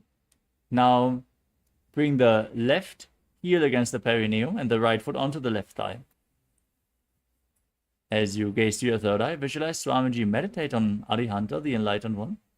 As you inhale all the way and then close your ears with your thumbs, your nose with your middle fingers, your eyes with your index fingers, and then your mouth with ring and little fingers as you focus your attention on the center of the eyebrows. वामपार्श्वगुणौ संस्थाप्य दक्षाङ्घ्रिं वामजगणे. Next up is Yogasana 2. Place your feet on top of opposite knees and your hands on the ground next to your body with the palms facing up. Gaze to the tip of your nose and visualize Swamiji as you breathe in Kakachancha Kumbhaka. Keep your mouth in the shape of the beak of a crow. Inhale through the mouth and exhale through the nose again and again. उत्थानौ चरणौ कृत्वा संस्थाप्योपरि जानुनो. Next up is Urdhva Kukkutasana. Now place your hands on the ground next to your body, palms flat, and lift your body up off the mat. Visualize yourself as a rooster as you pull your knees up towards your chest. वासिष्ठमतकौण्डिन्यं मूर्धकुक्कुटमेव च. Next up is Siddha Haratali Asana. Now bring your hands in between the legs as you maintain Padmasana. Place your palms on the ground but don't lift your body up. Stay seated, gaze to your nose and visualize Swamiji in your inner space. प्रथम पद्मासनो करे हस्तजो वा गोडासन दिदेरै Now push your palms into the ground and lift your body up. Pull your knees up as high as you can as you balance on your arms, gaze to the nose, and visualize yourself as an elegant swan in Hamsasana. कुक्कुटासनमस्थित्वा स्कन्दपर्यन्तं पूर्णयित्वा Now, from Padmasana, raise your hips up and push your hands through the legs, interlocking the fingers behind your back, with the hands on the ground, your forehead on the mat in front of you. Visualize yourself as Pinaka, Lord Shiva's bow, in Karmakasana. प्रथम पद्मासनको करे गोडासन निमाहि करिदेरै Now rise back up, lift your knees off the ground, and bring your hands through the legs as you reach for the respective shoulders with your hands. Visualize yourself as a turtle with a stable body and mind to live for hundreds of years in Kurmasana too. वामे जङ्गपरिदक्षिणपावा दाहिनी जङ्गपरिभामिल्यावा Now tuck your chin to the chest, gaze to the nose, and visualize yourself cutting through all the granthis, the knots in your energy channels along your spine in Granthi Bedasana. अथ वक्ष्ये नीलकण्ठ ग्रन्थिभेदासनं शुभम् Now roll onto your back and maintain Padmasana. Keep your hands through the legs and hold on to the respective shoulders as you embody a turtle laying on its back in Uttam.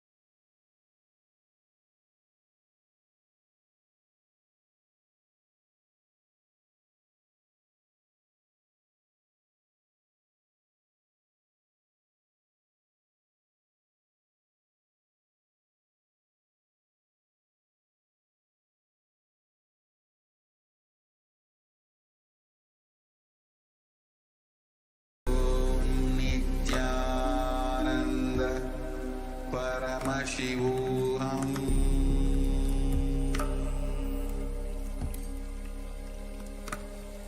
Om Nithyananda Paramashivoham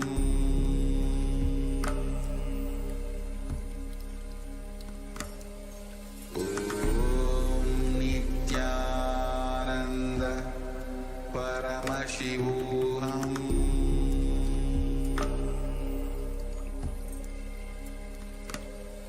Om Nithyananda Paramashivoham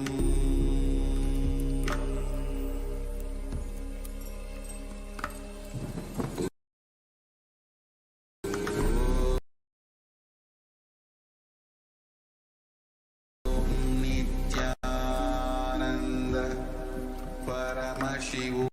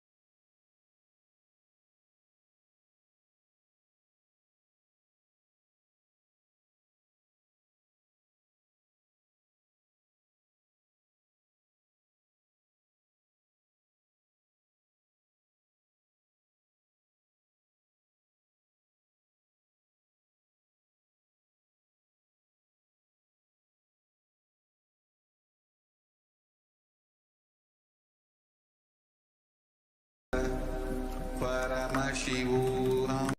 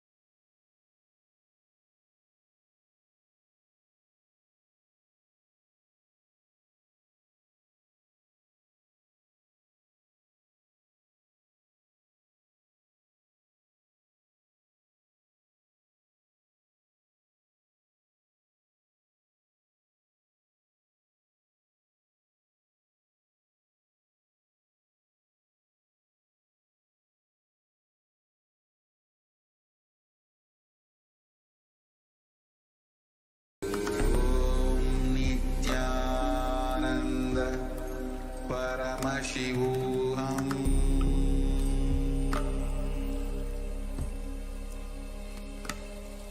Om Nithyananda Paramashivoham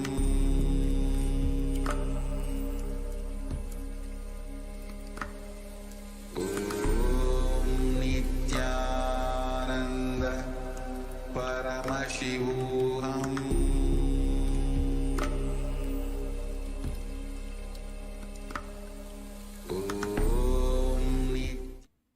Nityanandam, sorry for the technical glitch. Let us now continue with Pangu Kukkutasana. Sit in Padmasana and bring your hands through the legs. Place one hand flat on the mat and hold its wrist. Lift your body off the ground and visualize yourself as a rooster as you continuously breathe in Kakachancha Kumbhaka. कुक्कुटासनवस्थित्वा एकेन हस्तेन अन्यस्य मणिबन्धं धृत्वा Now place the other hand on the mat and repeat Pangu Kukkutasana on the other side. कुक्कुटासनवस्थित्वा एकेन हस्तेन अन्यस्य मणिबन्धं धृत्वा. The next asana is Gridasana, where you sit in Padmasana and place your elbows on the knees, on the toes, and interlock your fingers in Padusha Mudra, rest your chin on the hands, press your thumbs against the throat and visualize you have gone beyond all greed and covetous. जानर्वोरन्तरे पादौ उत्थानव्यक्तसंस्थितौ. Next up is Padmasana 3. Place one hand over the other, palms facing up in your lap. Engage all the bandhas, gaze through your nose and visualize Swamiji.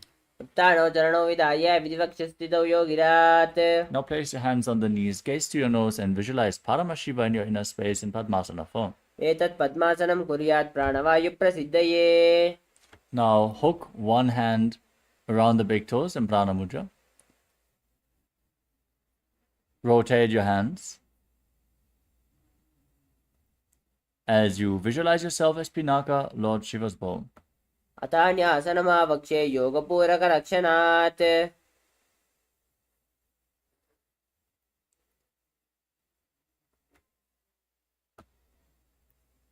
Next up is Karmakasana 3. Now cross your arms behind your back and hold onto the big toes in Prana Mudra. As you gaze through your nose and visualize yourself as Pinaka, engage all the bandhas. कार्मुकासनमाक्षित्य उदरे पूरयेत् सुखम्. Now raise your chest and head, gaze through your third eye and visualize yourself as the action of Paramashiva's third eye destroying anything you come across in Dridhasana. पूर्वभ्यामुपरिस्थाप्य पादयुग्मं प्रयत्नतः. Roll onto your back with your legs in Padmasana, holding onto the big toes. Lay on your crossed arms, gaze through your nose and visualize yourself as a snake as you breathe through your nose in Nagarasana. प्रथम पद्मासनको ताने दो हाथ पाछाने आने. Now free your arms and legs, pull your knees towards your chest and circle them with your arms as you bring your chin to the knees, squeeze your body into a ball in Kandukasana. मित्रासने स्थित्वा हस्तपादान् निष्कुष्य. Now place your feet flat, knees raised, interlock your fingers around your neck, gaze to your nose and visualize Swamiji in Urdhva Pavanasana. प्रथम सूदोषैन करावे घोड़ा उबारा से मिलावे. Next up is Madakata Pitasana.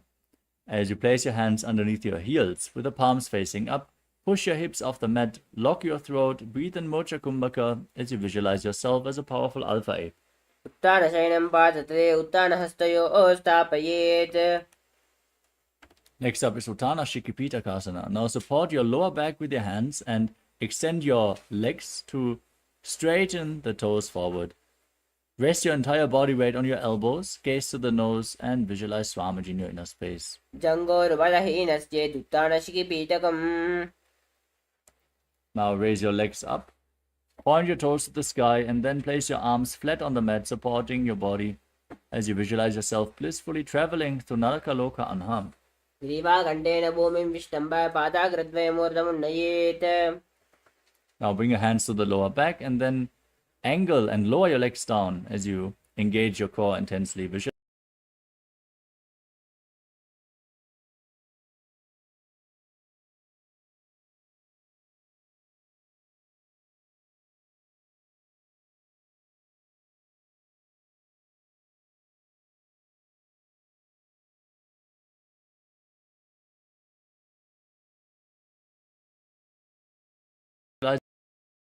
All open, all your three eyes. Om Nithyananda Paramashivoham. We are back. Now, lift your legs up high, point the toes to the sky, and be stable and sturdy like a flagpole as you visualize yourself as the Kailasa flag respected across all nations in Dvajasana. सज्ञानोकावद्ग्रीवा पृष्ठगोत्परैः भूमिं वष्टभ्य. Now lower your legs down. Keep your hands at the side of your body, palms facing up. As you breathe calmly, pull the Kundalini Shakti up along your spine intensely in Shakti Charan Mudra. Unclutch from any internal or external movements. You feel the urge to move any part of your body, just unclutch. Visualize your body is dead and Swamiji, the Supreme Pontiff of Hinduism, is liberating you. Internally chant Om Nithyananda Paramashivoham in Muktasana. उत्तानं शववद्भूमौ शयनं तु शवासनं शवासनं श्रमहरं चित्तविश्रान्तिकारणम्.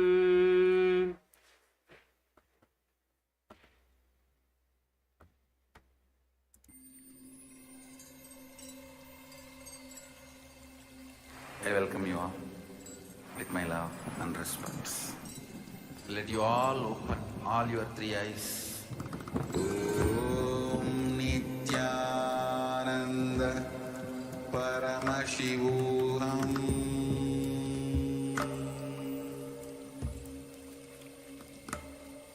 Om Nithyananda Paramashivoham.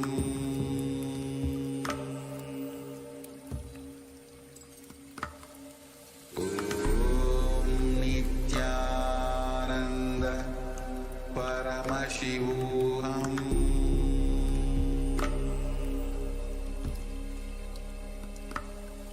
Om Nithyananda Paramashivoham. Om Nithyananda Paramashivoham.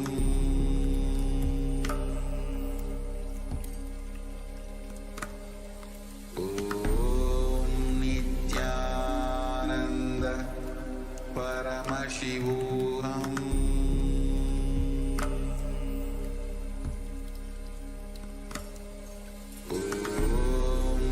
Nithyananda Paramashivoham.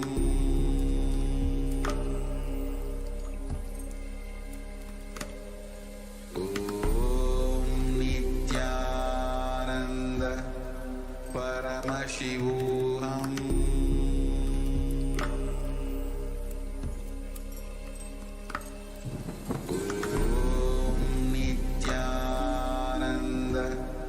Paramashivoham.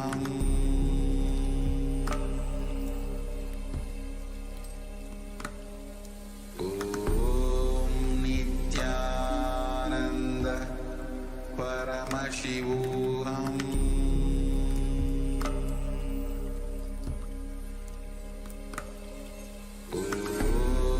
Nityananda Paramashivoham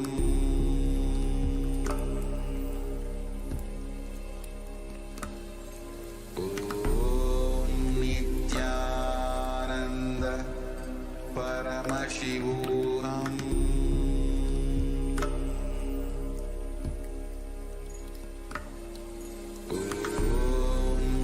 Nityananda Paramashivoham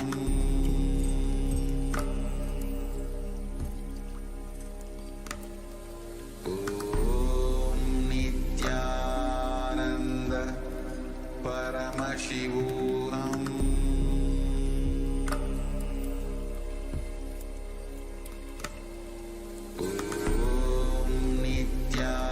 Nityananda Paramashivoham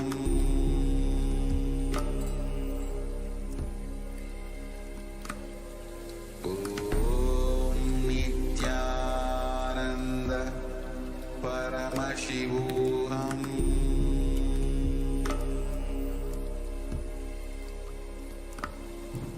Now, slowly return to your physical body. Start to wiggle your fingers and toes, your wrists and your ankles, your elbows and your knees. Pull the knees up towards your chest. Rock your body from side to side and slowly return to a comfortable seated position. Congratulations, you completed the Dvitiya Vinyasa Krama 308 asana sequence as revealed by the Supreme Pontiff of Hinduism. With this, we conclude today's Nityananda Yoga session. Thank you all so much for joining. And let's get ready for the power manifestation session up next, immediately after the session. So stay tuned as we conclude the session with the Purna Mantra. Sit straight with the head, neck, and spine in a straight line. Join your hands in Namaskara Mudra. Visualize Swamiji in your inner space and chant along. Om Purnamadav Purnamidam Purnat Purnamudachyate Purnasya Purnamadaya Purnameva Vashishyate. Om Shanti Shanti Shanti Hari Om Tat Sat Sarvam Bhagavat Sri Nithyananda Paramashiva Padukar Paramastu. Om Nityanandam. Thank you all. Nityanandam.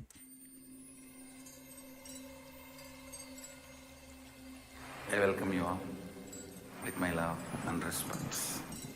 Let you all open all your three eyes. Om Nityananda Paramashivoham.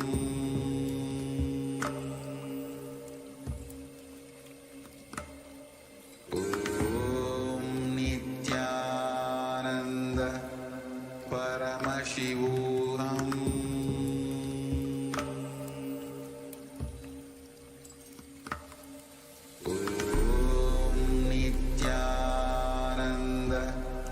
Paramashivoham.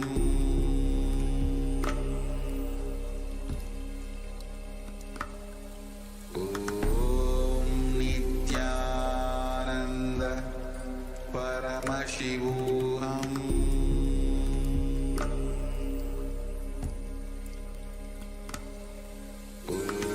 Om Nityananda Paramashivoham.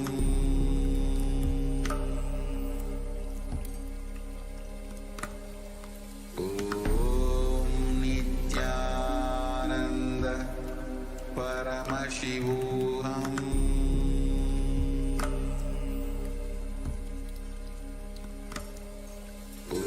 Om Nityananda Paramashivoham.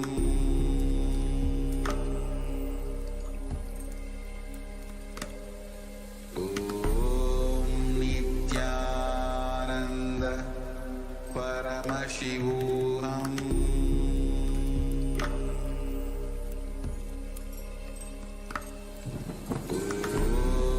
Nithyananda Paramashivoham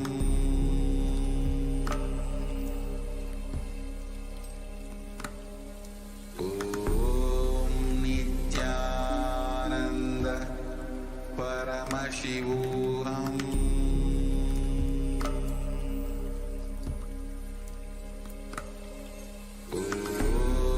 Nithyananda Paramashivoham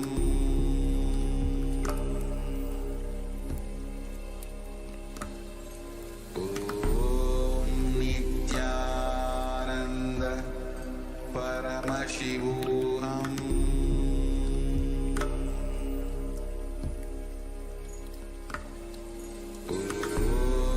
Nithyananda Paramashivoham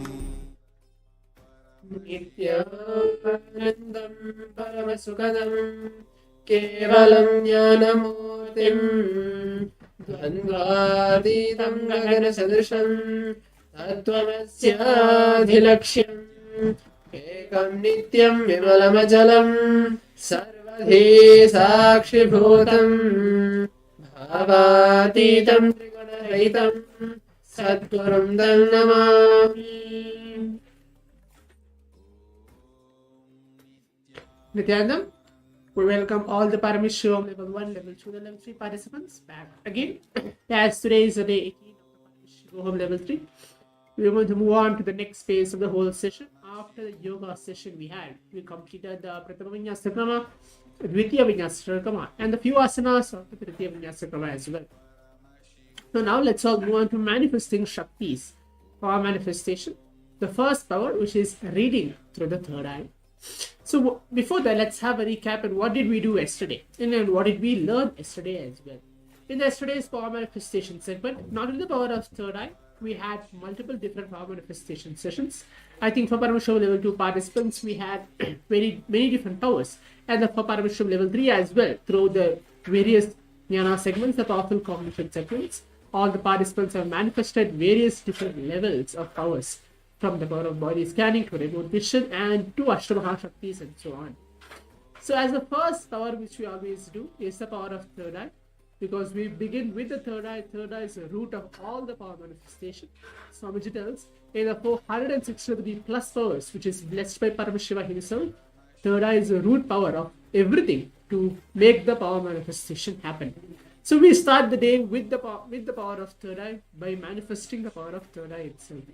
In the yesterday's session, yesterday's 21-minute segment, we manifested the power of third eye, reading words blindfolded. So today I'm going to repeat again. I'm going to see how the manifestation is going to happen, as many participants out there are still manifesting, still seeing how you are manifesting and still having a time to manifest words blindfolded. That's not at all an issue. Now let's enter into the power manifestation directly. But before that, requesting each of the participants to please bring your eye bands, pen and paper. Please be seated. If you have an eye bands, that's wonderful. Or if you already have your Atmalinga, all your alchemy products needed for the power manifestation, please bring that as well. Let's now move on to hear the Shastra Pramana, which are the scriptural reference in the meantime to validate and to share with all the participants, all the viewers, that this power manifestation is real. When we manifest powers revealed by Paramashiva himself, authenticated by him, and who is Swamiji himself, who's an incarnation of Paramashiva, who had an experience, and now all of us who are the Sakshi Pramana, means the testimonials that we are going to manifest those Shaktis. Yes. Let's now listen to the Shastra Pramana from the Vijnana Bhairava Tantra. The Vijnana Bhairava Tantra is a beautiful scripture where Paramashiva revealed 108 plus techniques and powers to Devi Paramashiva Shakti by keeping her on his lap. So in that space of intimacy, these truths were shared with the most highest authenticity and love for humanity. So it's from this Vijnana Bhairava Tantra, Sutra 34, we get the Shastra Pramana, the scriptural reference that explains the existence of the third eye and shares with us the technique also to manifest the power of third eye reading. So let's now enter this beautiful Shastra Pramana. I'll be chanting it for you and then giving you the translation. Kapalantarmano nyasya Tishthanmilitalochanaha Kramena manasodadyat Lakshayet lakshyamuttamam. The beautiful translation for this verse goes as by fixing the mind on the inner space within the crown center, having the eyes closed in stability in succession with the body completely in stability. By that stability of the body and mind of the inner space, the one attains the space of being able to see the lakshyam, of being able to see beyond the sight and have the vision of any place or object, and he is in oneness with Paramashiva. So this is the translation of the verse that I just chanted. And if we see in this verse, Paramashiva gives us the technique. Let me reiterate the technique for all of us. It is going to be bringing the focus and awareness to the third eye and visualizing Swamiji. That is what Paramashiva says here by saying bring the focus to the crown center. So now with this beautiful understanding and technique, let us enter the manifestation and manifest the power of blindfold reading. Exactly. So now that was a beautiful explanation, as Maharaj said, about reciting the Shastra Pramana from the Vijnana Bhairava Tantra, from the Vedas and Agamas, and giving the translation for it. Paramashiva himself tells the very translation into this form manifestation. So are all the participants ready? Now please keep your blindfold on. Please put on your blindfold. As I said earlier, I'm going to show words blindfolded. It can be anything. It can be even 7-letter words. It can be even 10 letters words. Or it can be even 15. It can be even 8. It can be anything. But I'm going to show words blindfolded. Let's see. Let's start playing with words and see how Swamiji is manifesting through each one of us. But one particular thing, remember that do not come to conclusion, I will not manifest, or how will I manifest? Oh, it has been 18 days, I'm sitting in this Paramashivoham program and I'm going to manifest only maybe a certain part of the third eye. No, all those negative cognitions which you carry, drop everything at Swamiji's feet. Because at the end of the point, as every day as I tell, you are not the one who are manifesting.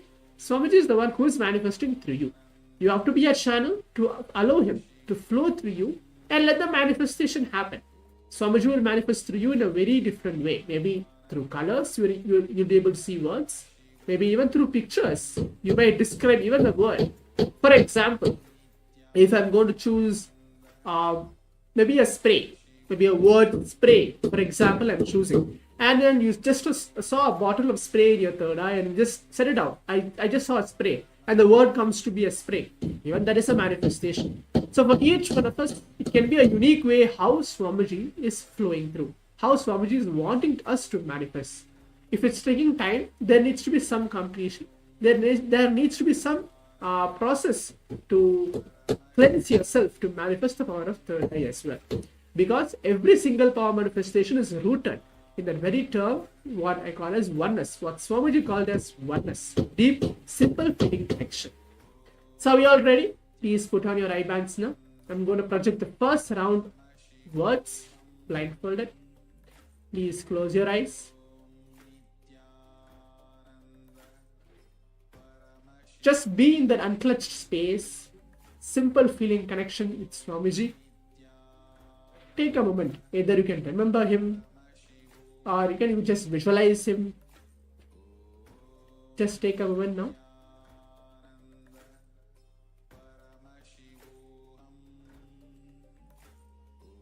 Start chanting the Mahavakya now. Om Nithyananda Paramashivoham. I welcome you all with my love and respect. Let you all open all your three eyes Om Nityananda Paramashivoham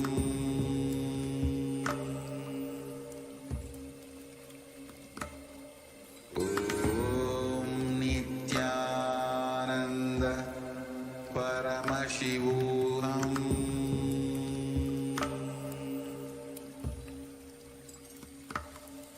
Om Nityananda Paramashivoham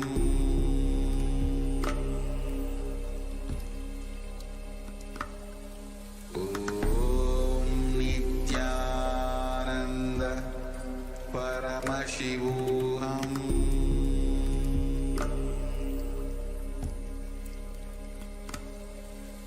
Om Nityananda Paramashivoham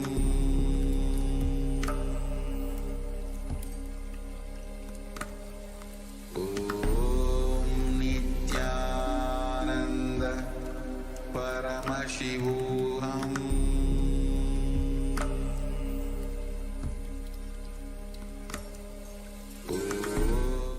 Yes, now slowly, very slowly, please open your eyes. And now start writing down what Swamiji revealed to you in your third eye. Whatever was revealed, the words, the letters, if you saw any pictures, that is beautiful. Share whatever you saw. Because as I've said before, and as Swamiji has said so many times, that when we share what we have seen in our third eye, we have to trust, because we are telling it outside, we're not just holding it inside, we're telling it out to someone. And when they see it, you obviously want to show that you want to see it right. You want to see and make sure that what you've seen is right. So you have to allow yourself, you have to trust your third eye and write that, whatever you saw. And it is not, as we know, it is not us who's manifesting, it is Swamiji. And if you feel that Swamiji is training you and not get powerless during the manifestation, you will be able to see. Because when we see in our lives, for doing example, the smallest task of walking, you may think it's so easy, but it took almost a year for all of us when we were baby to become, to start walking. How many times we kept falling and falling and falling, but that will persistence we held in standing up again and trying again and again and again. That is the power which will make you get a breakthrough in power manifestation. So now once again, share what you have seen during this round of the manifestation in the Zoom or social media, wherever you're watching us from. Yes, so now let's all move on to see the image or the word, to see what is that for all of us in this round of the power manifestation. Yes, as each one of the participants can see, it's the word called books. So BOOKS. So there is a word which is that for this round of the power manifestation. And see, it's similar to what we did yesterday. It's like same kind of a maroon or red background as well. And the letters are golden or yellow in color. And that is the word. The word is books. If you are even able to see any one of those alphabets, you have manifested the very power manifestation. Now let's take a moment to verify, and you can share your answers maybe on the social media with which you are watching or the Zoom rooms with which you are seated on, and you are manifesting these powers.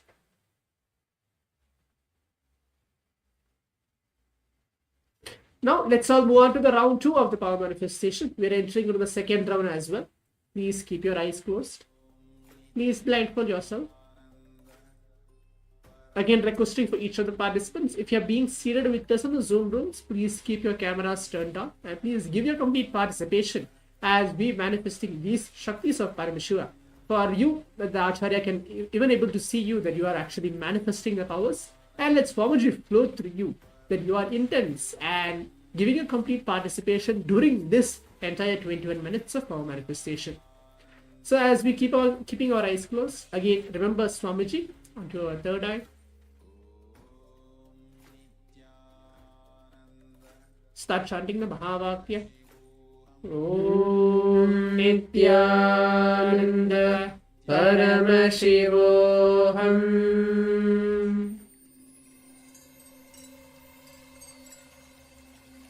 I welcome you all with my love and respects. Let you all open all your three eyes. Om Nityananda Paramashivoham.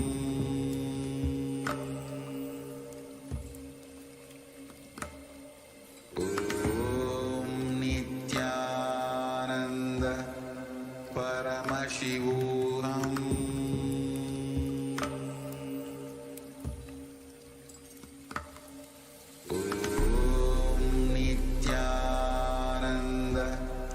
Paramashivoham.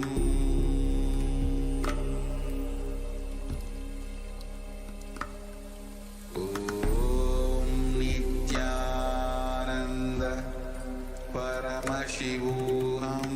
Om Nityananda Paramashivoham. Paramashivoham.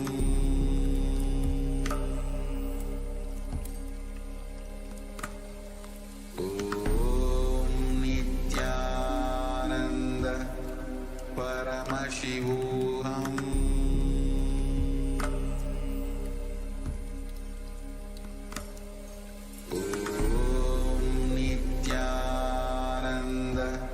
Paramashivoham.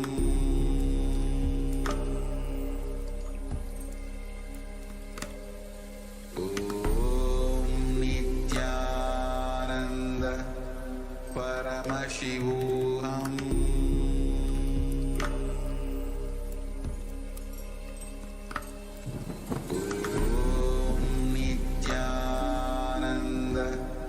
Paramashivoham. Yes. Now slowly, very slowly, please open your eyes. And now once again, let's start writing down all the revelations we had during this round of the manifestation, everything that Swamiji showed us. The most powerful cognition we have to hold when we are manifesting the powers is that Swamiji is manifesting it through us.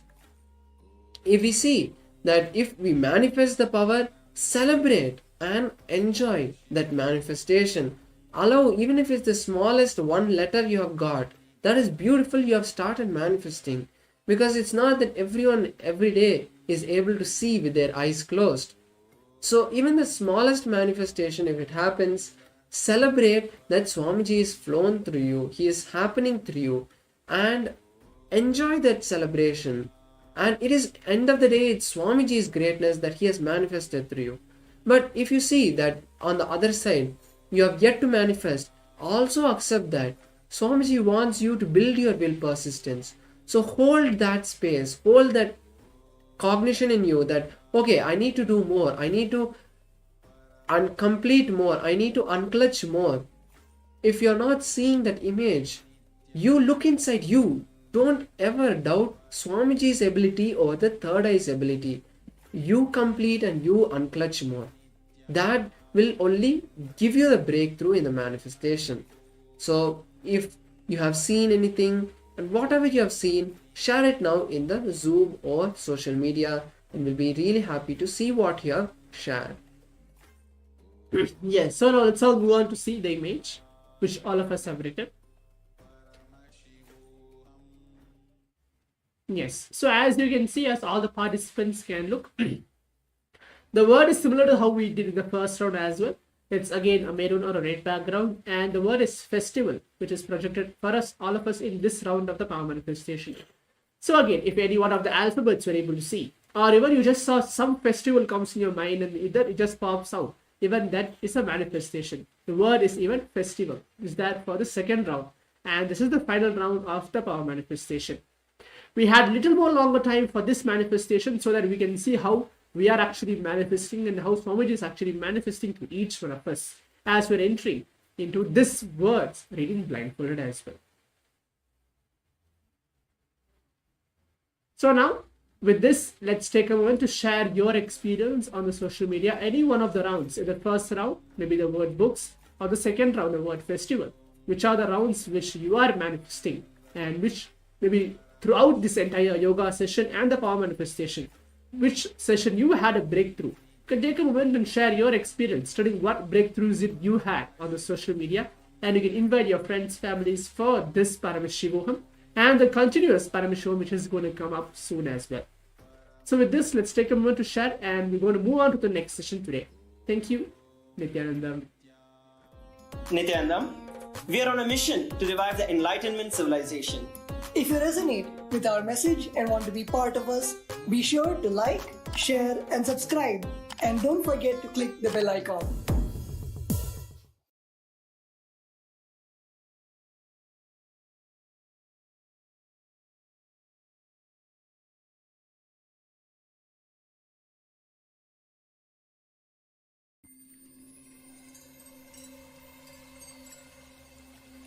I welcome you all with my love and respect. Let you all open all your three eyes. Om Nithyananda Paramashivoham.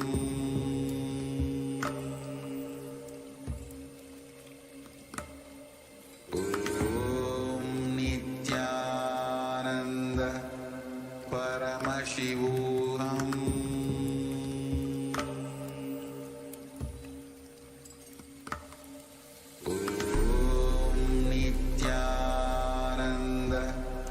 Paramashivoham.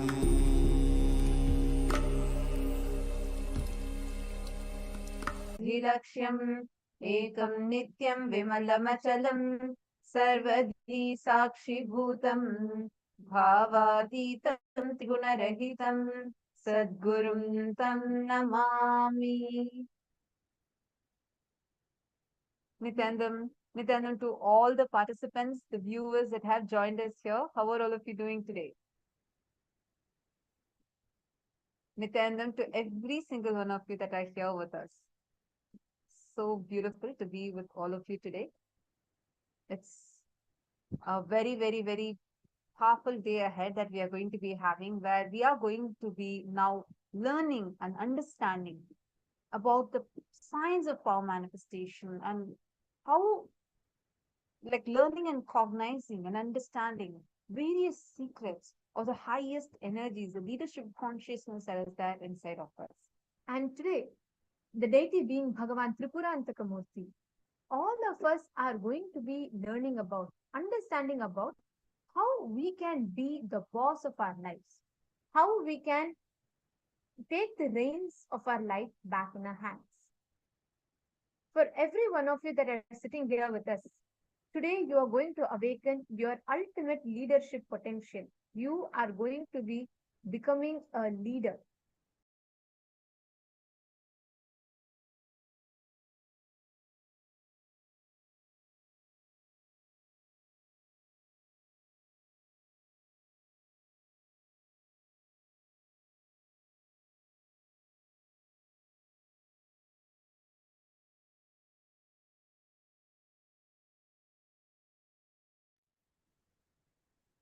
And each of us are going to be learning about the exact what is needed for being a leader.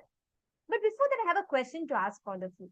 Can I request all the participants here with us to take a minute and post what, according to you, is the most important quality of a leader? What do you understand? The moment this word leader is being told, what all are the things that you are immediately getting inside of you? Nithyanandam, Ma Anandeshwari, Nithyanandam, Ma Iqbal Bano, Ma Anka Mindruta, Vipul Sharma ji, Ma Khalil Wong. Can I request all of you to please come on camera also? When you are in the camera, it makes it more interactive and we can learn together. I request all of you to please come on camera. Ma Anka Mindruta, Ma Iqbal Bano, Nithyanandam, Ma Harish Slack, nice to see you, Ma Anandeshwari. Thank you, Ma Anka Mindruta. Nice to see you here. Okay. Can I request each of you here to post, Vashini Gujadur, Nithyanandam, can I request each of you here to post what, according to you, defines the leader, the quality of leadership? What all do you understand as being a leader? What do you understand by that? Come on, take 2 minutes to type it out in the chat. Saikunaya, Pavanaya, and Srinitya Guru Prasad, Ashokaminaya. I request all of you, take a few minutes and please share with us. What do you understand?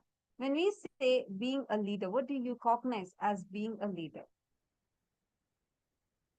And I also wanted to request, see, all the participants who have been continuously attending the program, being benefited by this, take a few minutes, share this with all your friends, as many people as possible. Please share the science with them.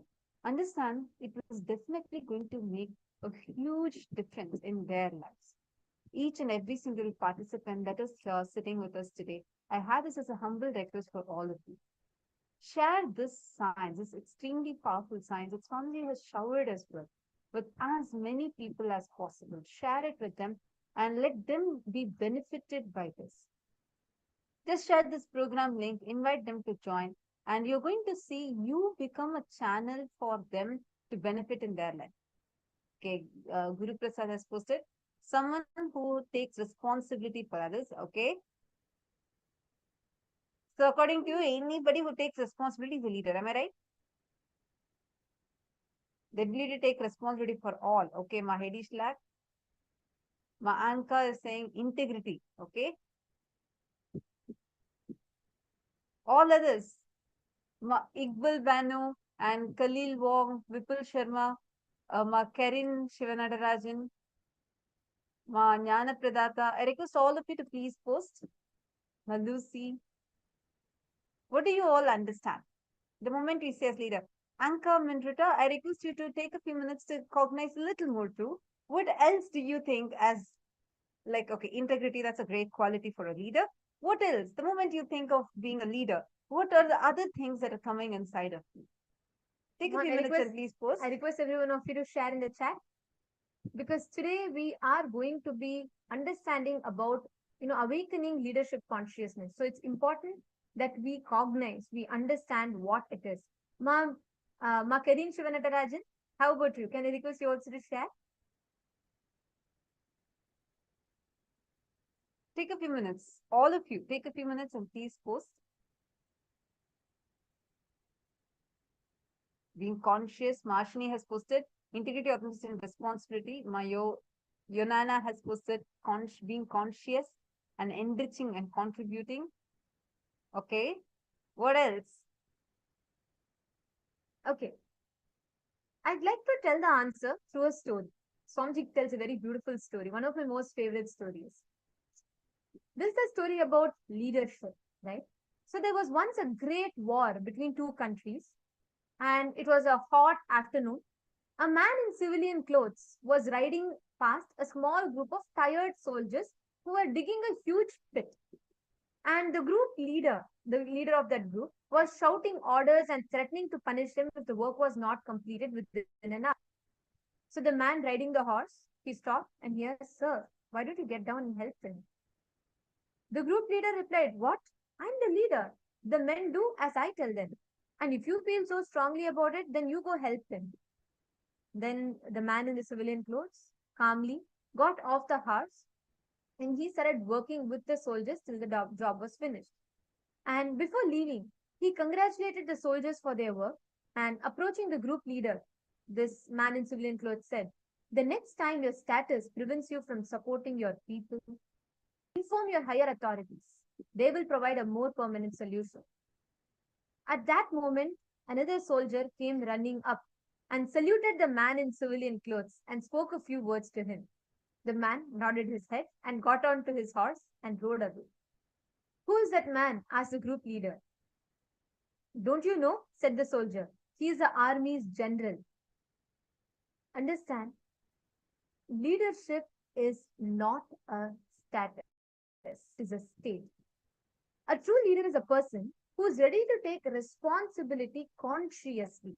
He is ready to handle life consciously, responding spontaneously to life. And Swamiji defines the only quality that is needed for that is will persistence.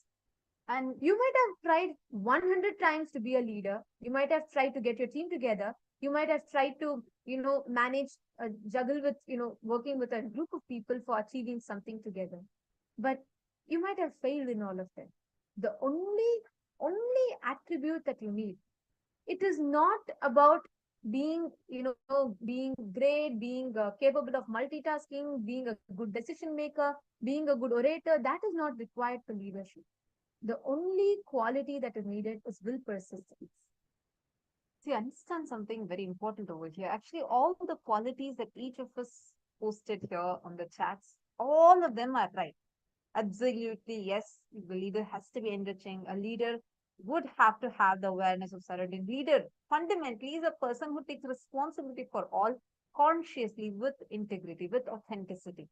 But there are so many of us who want to be a leader too.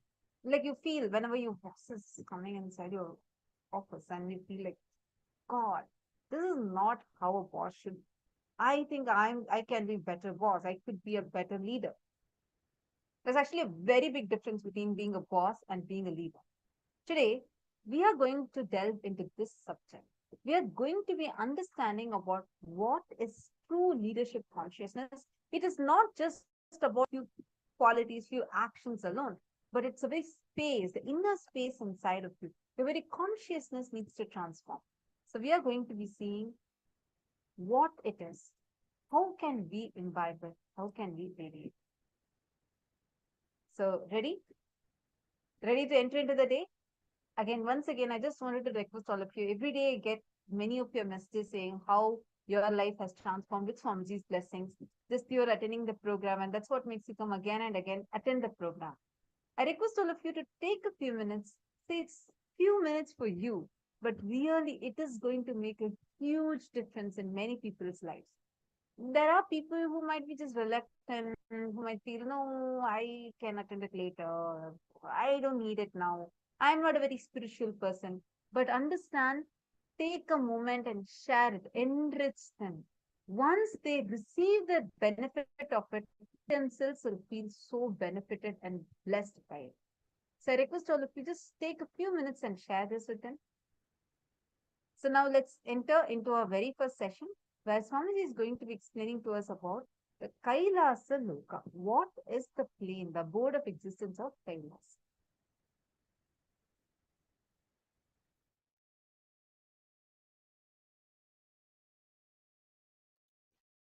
The unit of your life is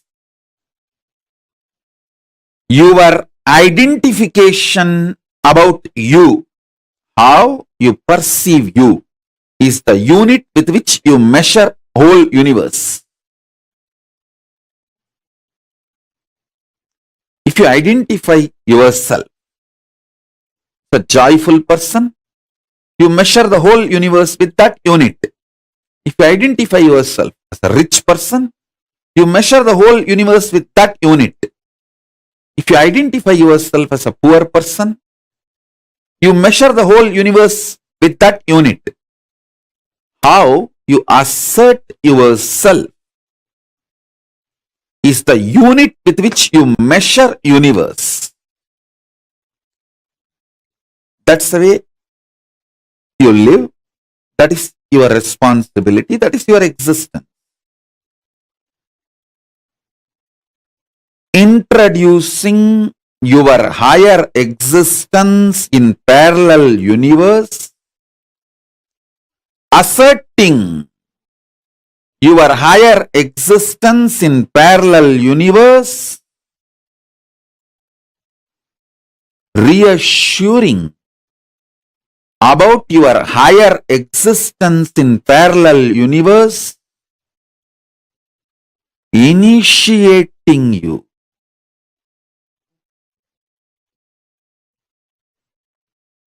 and giving you the experience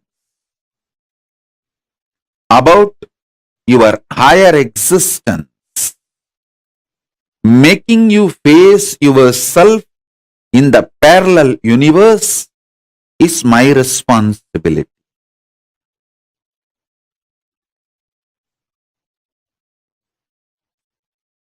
So with this understanding, expand your cognition, you exist in parallel multiverses like Suvargaloka, Maharloka, Janaloka, Tapaloka, and Kailasa itself. More than next to Tapoloka is Satyaloka, and beyond the Satyaloka is Vaikunta, the Parandama space. Satyaloka is the space of Parabrahma. Then the Vaikunta, Parandama space. Then Shripuram, Parameshwari's space. Then above all, Kailasa. Above the Kailasa, Maha Kailasa, Paramashiva space. Kailasa is where all the Anga Devatas and Avarana Devatas, everyone lives.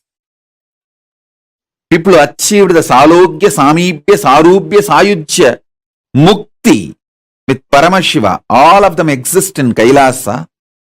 In Maha Kailasa, he alone exists. In Paramadvaita Swarupa, Paramadvaita Satya.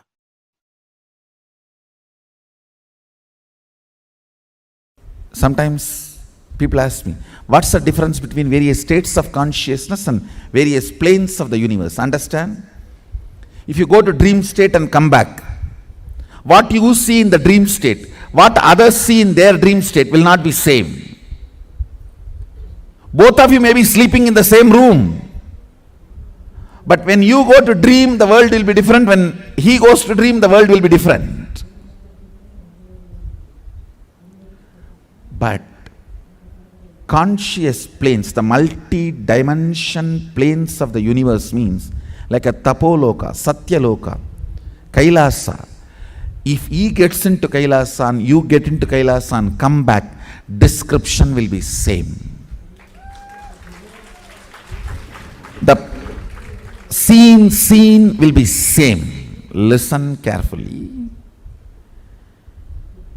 The various states of consciousness is more like the subjective truths.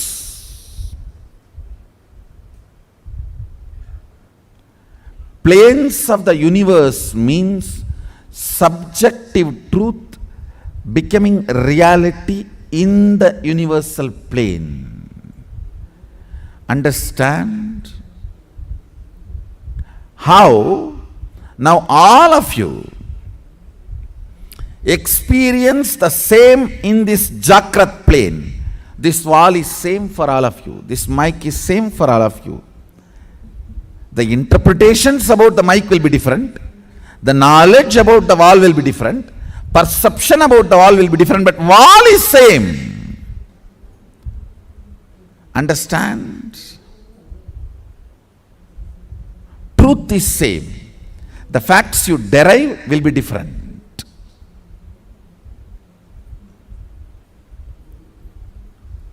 So this is the plane of Bhu. If you enter into the planes of Swa, Tapa, Satya, exploring those planes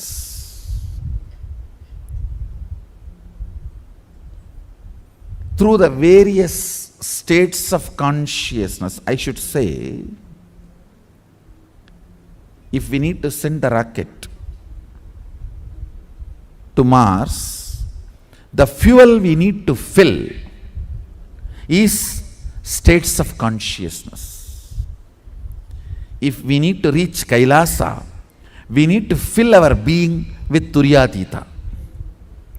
The fuel is the states of consciousness.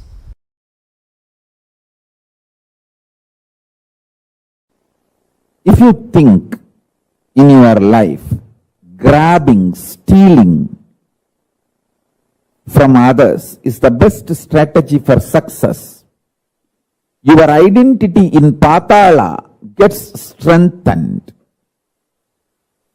If you think the win-win is the best strategy in any deal, whether relationship or business, in every deal of your life, you also should win, other person also should win. The win-win is the most successful, long-term, peaceful, right strategy. Then, your identity in Swargaloka gets strengthened. If you feel no, giving up, Sarva Parityaga, Tyaga is the best strategy for all the auspiciousness in the life. Tyaga is the best strategy. The greatest powerfulness in the life. Then your identity in Tapoloka gets strengthened. If you feel integrity is the best strategy. Your identity in Satyaloka gets strengthened. If you feel integrity to Guru and the God is the best strategy. As I say,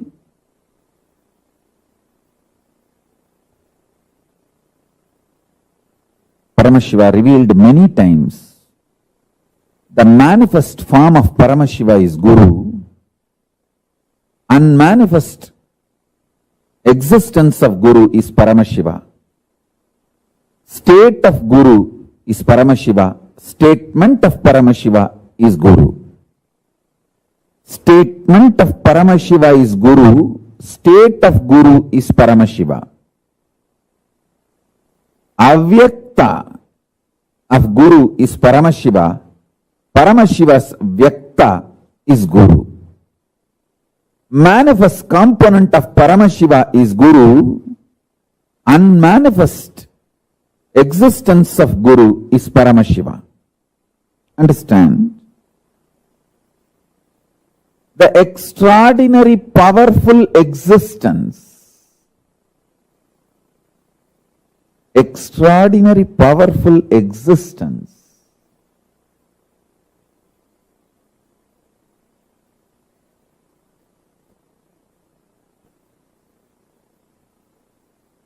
of Paramashiva in his avyakta, unmanifest, remains as Paramashiva. In his manifest, he becomes Guru. Some of the powerful cognitions I repeat, so it enters into your very core cognitions, your very being, your very core. That's the reason I repeat some of the right conclusions, the conscious conclusions you need to arrive. So let me give you the deeper truths now.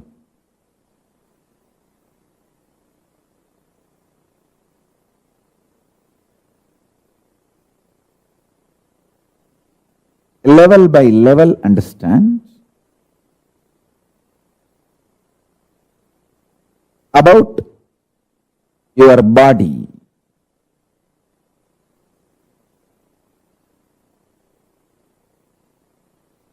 Be very clear. You have 14 bodies you carry.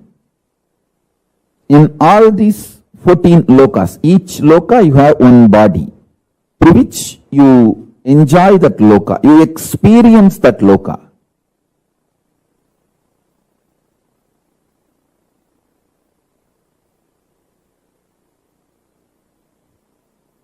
Actually, the body you carry is the base from which you enjoy that loka. So the body you are carrying now in this bhuloka, where you are sitting and listening to me, this body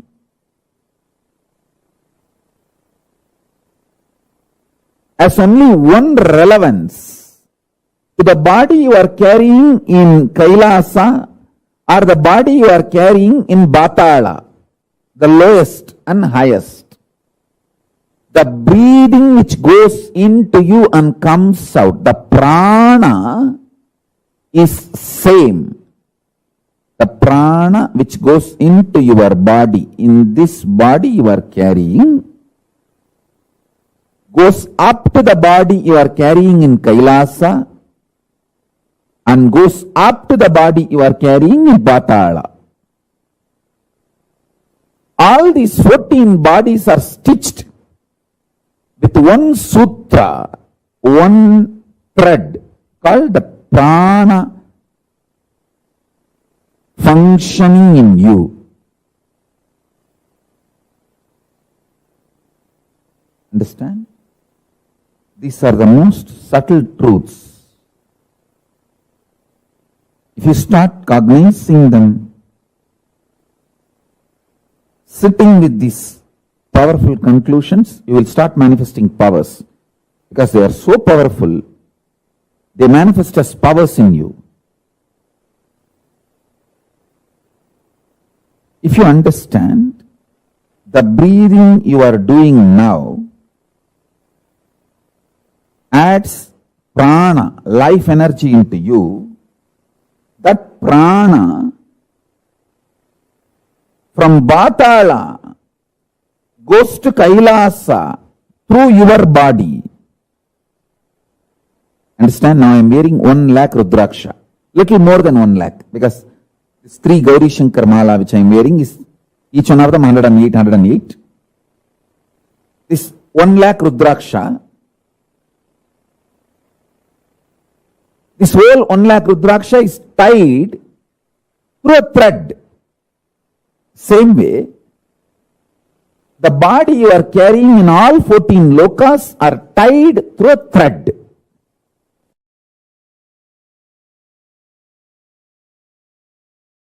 One of the important point is Kailasa does not have a gate. It neither has a gate nor has a door. It is a open, free entry for all. There is no qualification, predetermined condition for Kailasa. Only in Indraloka, Brahmaloka, Vaikunta and all the qualifications, only Devatas can enter. Like that, many qualifications. But in Kailasa, Bhuta, Preta, Pichacha, all kinds of people are allowed, free. Some Bhutas make even Paramashiva run around. He is such a Bholenatha, he opens himself for all, and this bloody Bhasmasura goes and takes the boon that on whosoever head I put my hand, and they should be burnt to ashes. How can Shiva be burnt to ashes? But this fellow tries to play game with Shiva. Using the same boon he got from Shiva, Paramashiva plays the game just to prove that his boons are real. Just for that, he also runs around and tries to show the drama.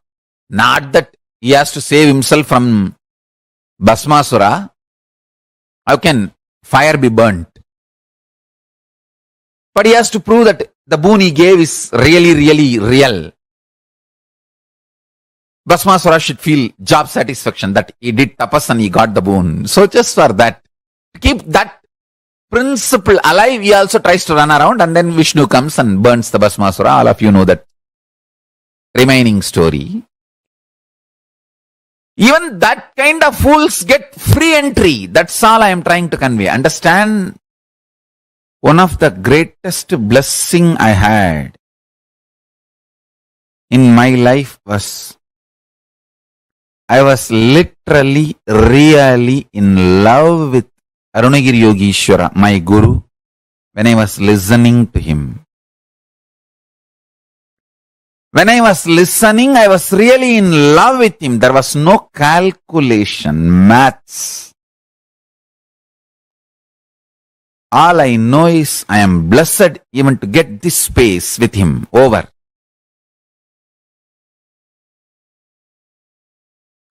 And if my Guru has said, after the end of this satsang, your life is going to end, everything is over, even then I would have decided to be with him. I would have said that is absolutely okay for me. Take the life, let me be here with you. I was ready to pay my life to have that one sitting with him. I was very clear. My life is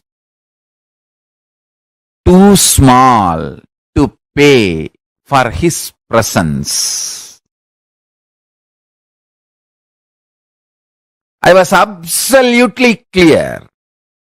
If he demands my life, I will, without even having second thought or any maths, I'll just give him. Because I know the logic with which he was functioning is worthy of paying millions of lives. Understand?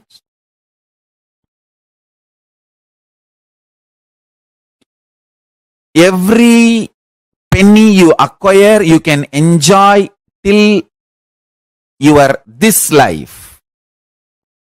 Every powerful cognition you acquire, you can enjoy as long as you exist. Accumulation of powerful cognitions is the most important life purpose. That is the most important life goal. That is the greatest life wealth. Understand? Whenever we are beaten, agitated, flare up, how our energy responds to ourself, world and cosmos and God. If that is based on powerful cognitions, you are living enlightenment. The logic with which my Guru was functioning was absolutely delicious. It was absolutely ecstatic. I was ready to pay not one, multiple lives to him to receive that. Understand? My simple declaration of my integrity to my Guru, even though he neither demanded anything before the satsang or after the satsang, he just mapped Kailasa into my inner space, lifted me to Kailasa, brought Kailasa to me.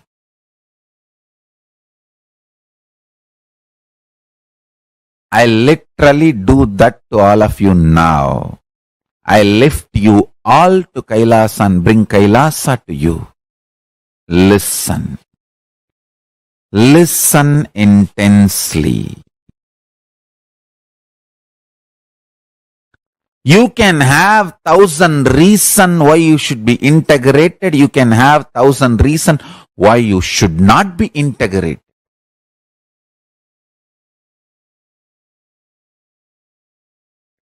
If you decide for integrity, you can lift yourself to Kailasa and bring Kailasa to you. It is all about your simple decision. That's all. Nothing else. Decision. Simple decision. When you make simple declaration of integrity, the spiritual umbilical cord connection between you and Paramashiva is immediately connected.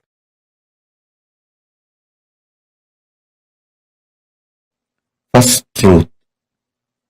Tell Paramashiva, I know you are real.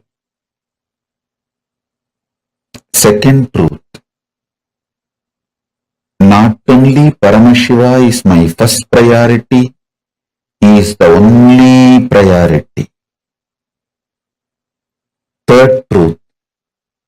Let my independent intelligence, consciousness, my will to feel good, bad, right, wrong, my individual soul exists only as extension of Paramashiva. Let me think what Paramashiva wants. Let me will what he likes. Let me live as his extension. Whatever is good as per Paramashiva, let that be good in me. Whatever is right as per Paramashiva, let that be right in me. Whatever is powers as per Paramashiva, let that be with me. Whatever is right as per Paramashiva, let that manifest in me. Om, Om, Om. Paramashiva is not just my first priority, he is my only priority. The Lord of all these multiverses, the ultimate of this universe, cosmos.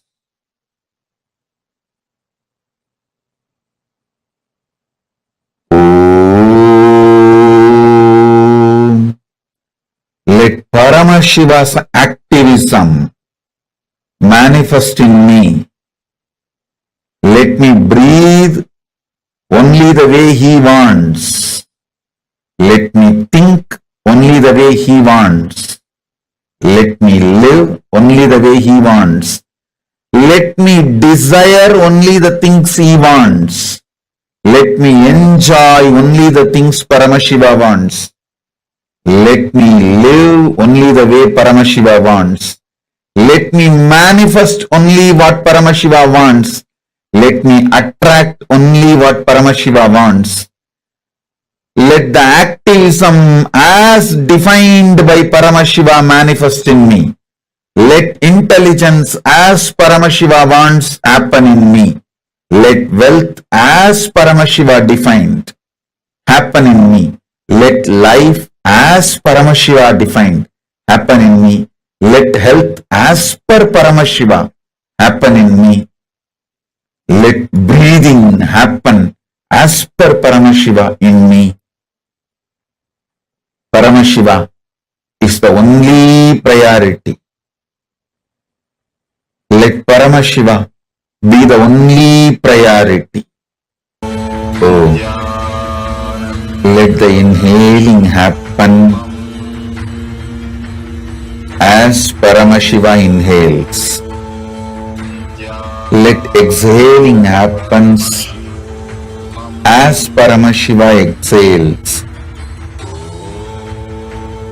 Let my heart beat as Paramashiva's heart beats. Let my stomach digest as Paramashiva digests. Let my brain flow, visualize as Paramashiva visualizes. Let my will cognize as Paramashiva cognizes. Let my existence manifest as Paramashiva manifests. Let Paramashiva's existence be my existence.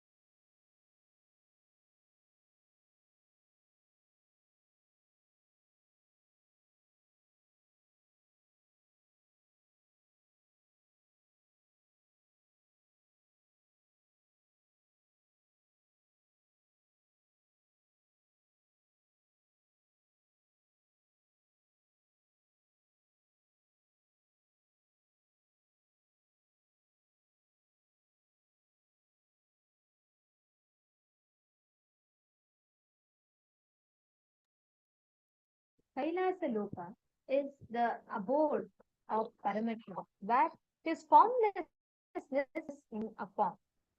So, to all of you that are here with us, today we are going to be having a very unique and very special process where Swamiji will be taking us to Kailasa Loka, having the darshan of Mahakailasa as it is. And every one of us will be initiated to be able to live, to practice, to experience that space of Kailasa. And please understand, Kailasa Loka is the parallel universe, the abode of Paramashiva, where one experiences the ultimate Paramadvaita with Paramashiva. So all of us are being will be taken through a very special process to experience Kailasa Loka today.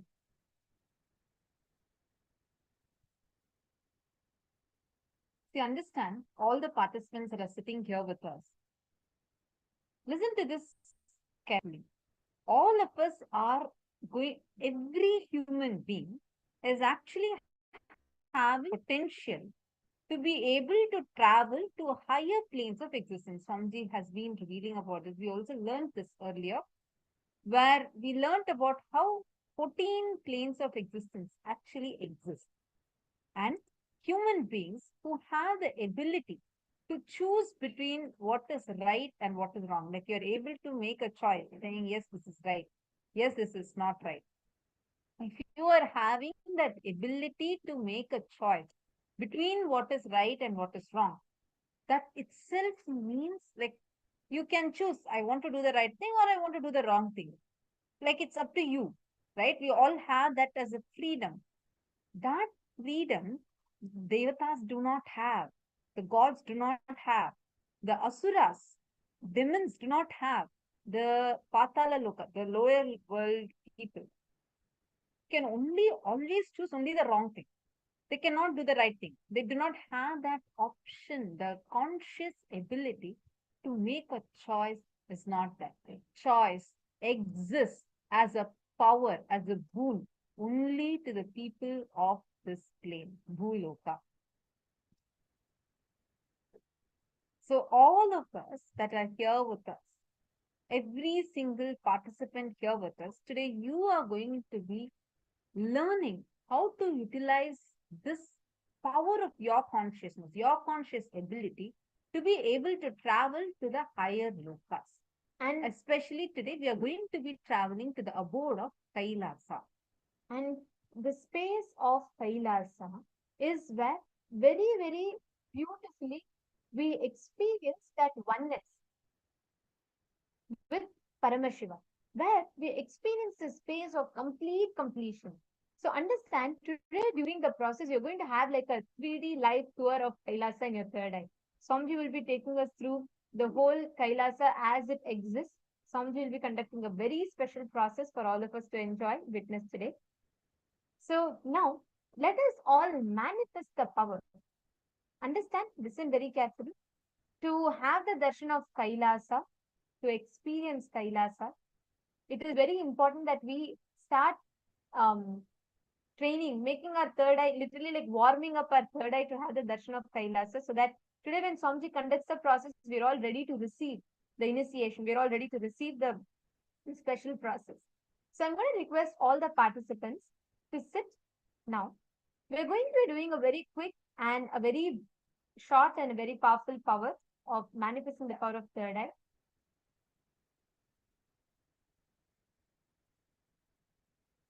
So are all of us ready? Now, please sit with your head, neck and spine in a straight line. We are now going to be taking all of you through the power manifestation, where you are going to be able to read by tying your eyes. Actually, you're going to be able to see through your third eye. So for this, the first step is prepare by taking your timestamp camera. Make sure you have the timestamp camera. Ensure that the time is shown on the screen. And set it up in such a way where in another device, please set it up such that the camera is actually facing you.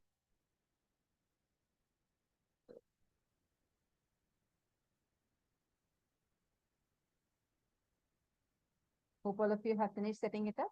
Now, we are going to be entering into the power manifestation. Please take a moment and please blindfold your eyes. Please tie your eyes with the eye band. Take a moment and tie your eyes. Make sure there's an opaque cloth. You can use any eye band. Make sure completely blocking out all the light. No light has to come in. Should not be coming in. Make sure it is completely blocking out all the light. Now, I hope all of you have finished tying your eye bands. Now, what we will be doing is, I still see some of you who are only closing your eyes. No, you should tie an eye band, completely blindfold your eyes. No light should pass. See, sometimes when you close your eyes, you'll actually see there's an impact of the light. So you have to completely cover your eyes with a cloth. Can I request all of you to tie your eyes, please? Blindfold yourselves.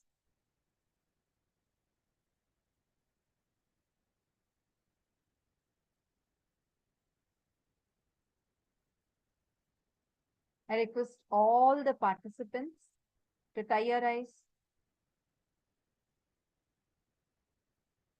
All the participants, please tie your eyes with eye bands. Mandeshwari, Ma Sarlananda. Okay, see some of you have already tied. The rest of the participants who have not yet tied your eye bands. Please tie your eye bands. Ma Kamadahana, Ma Jnanapradata. Okay, Ma Nithyanesha. Please tie your eyes with the eye bands. Waiting Zoom, Ma Ratnaprabha. May I request all of you to please come on camera. Ma Anandeshwari, you should tie your eyes. I see you have a eye band put on your head. Please put it on your eyes. Cover your eyes. Sorry, I'm just waiting for everyone to please cover your eyes. Okay.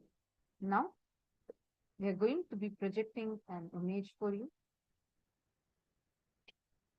First, closing your eyes, chant the Mahavakya. Connect with Swamiji. Chant the Mahavakya. Whatever Swamiji is showing in your third eye, we are going to be describing it. First, take a few minutes and unclutch completely from everything. Unclutch from all kinds, like whatever thought is coming. Do not create a thought. Do not cherish a thought. Do not destroy a thought. Just decide to unclutch from it. Now, we are going to be projecting an image for all of you. Continue to be in a deep meditative space. Chant the Mahavakya. Please chant the Mahavakya. Nithyananda Paramashivoham. Whatever is appearing to you in your third eye, start verbalizing. Just start speaking it out. Say the colors out loudly. Start talking it out. Whatever is coming to you, just speak it out. Whatever Swamiji is showing to you in your third eye, just start verbalizing. Just start saying it. What colors am I able to see? Start saying all that. Whatever is coming, just start saying it out.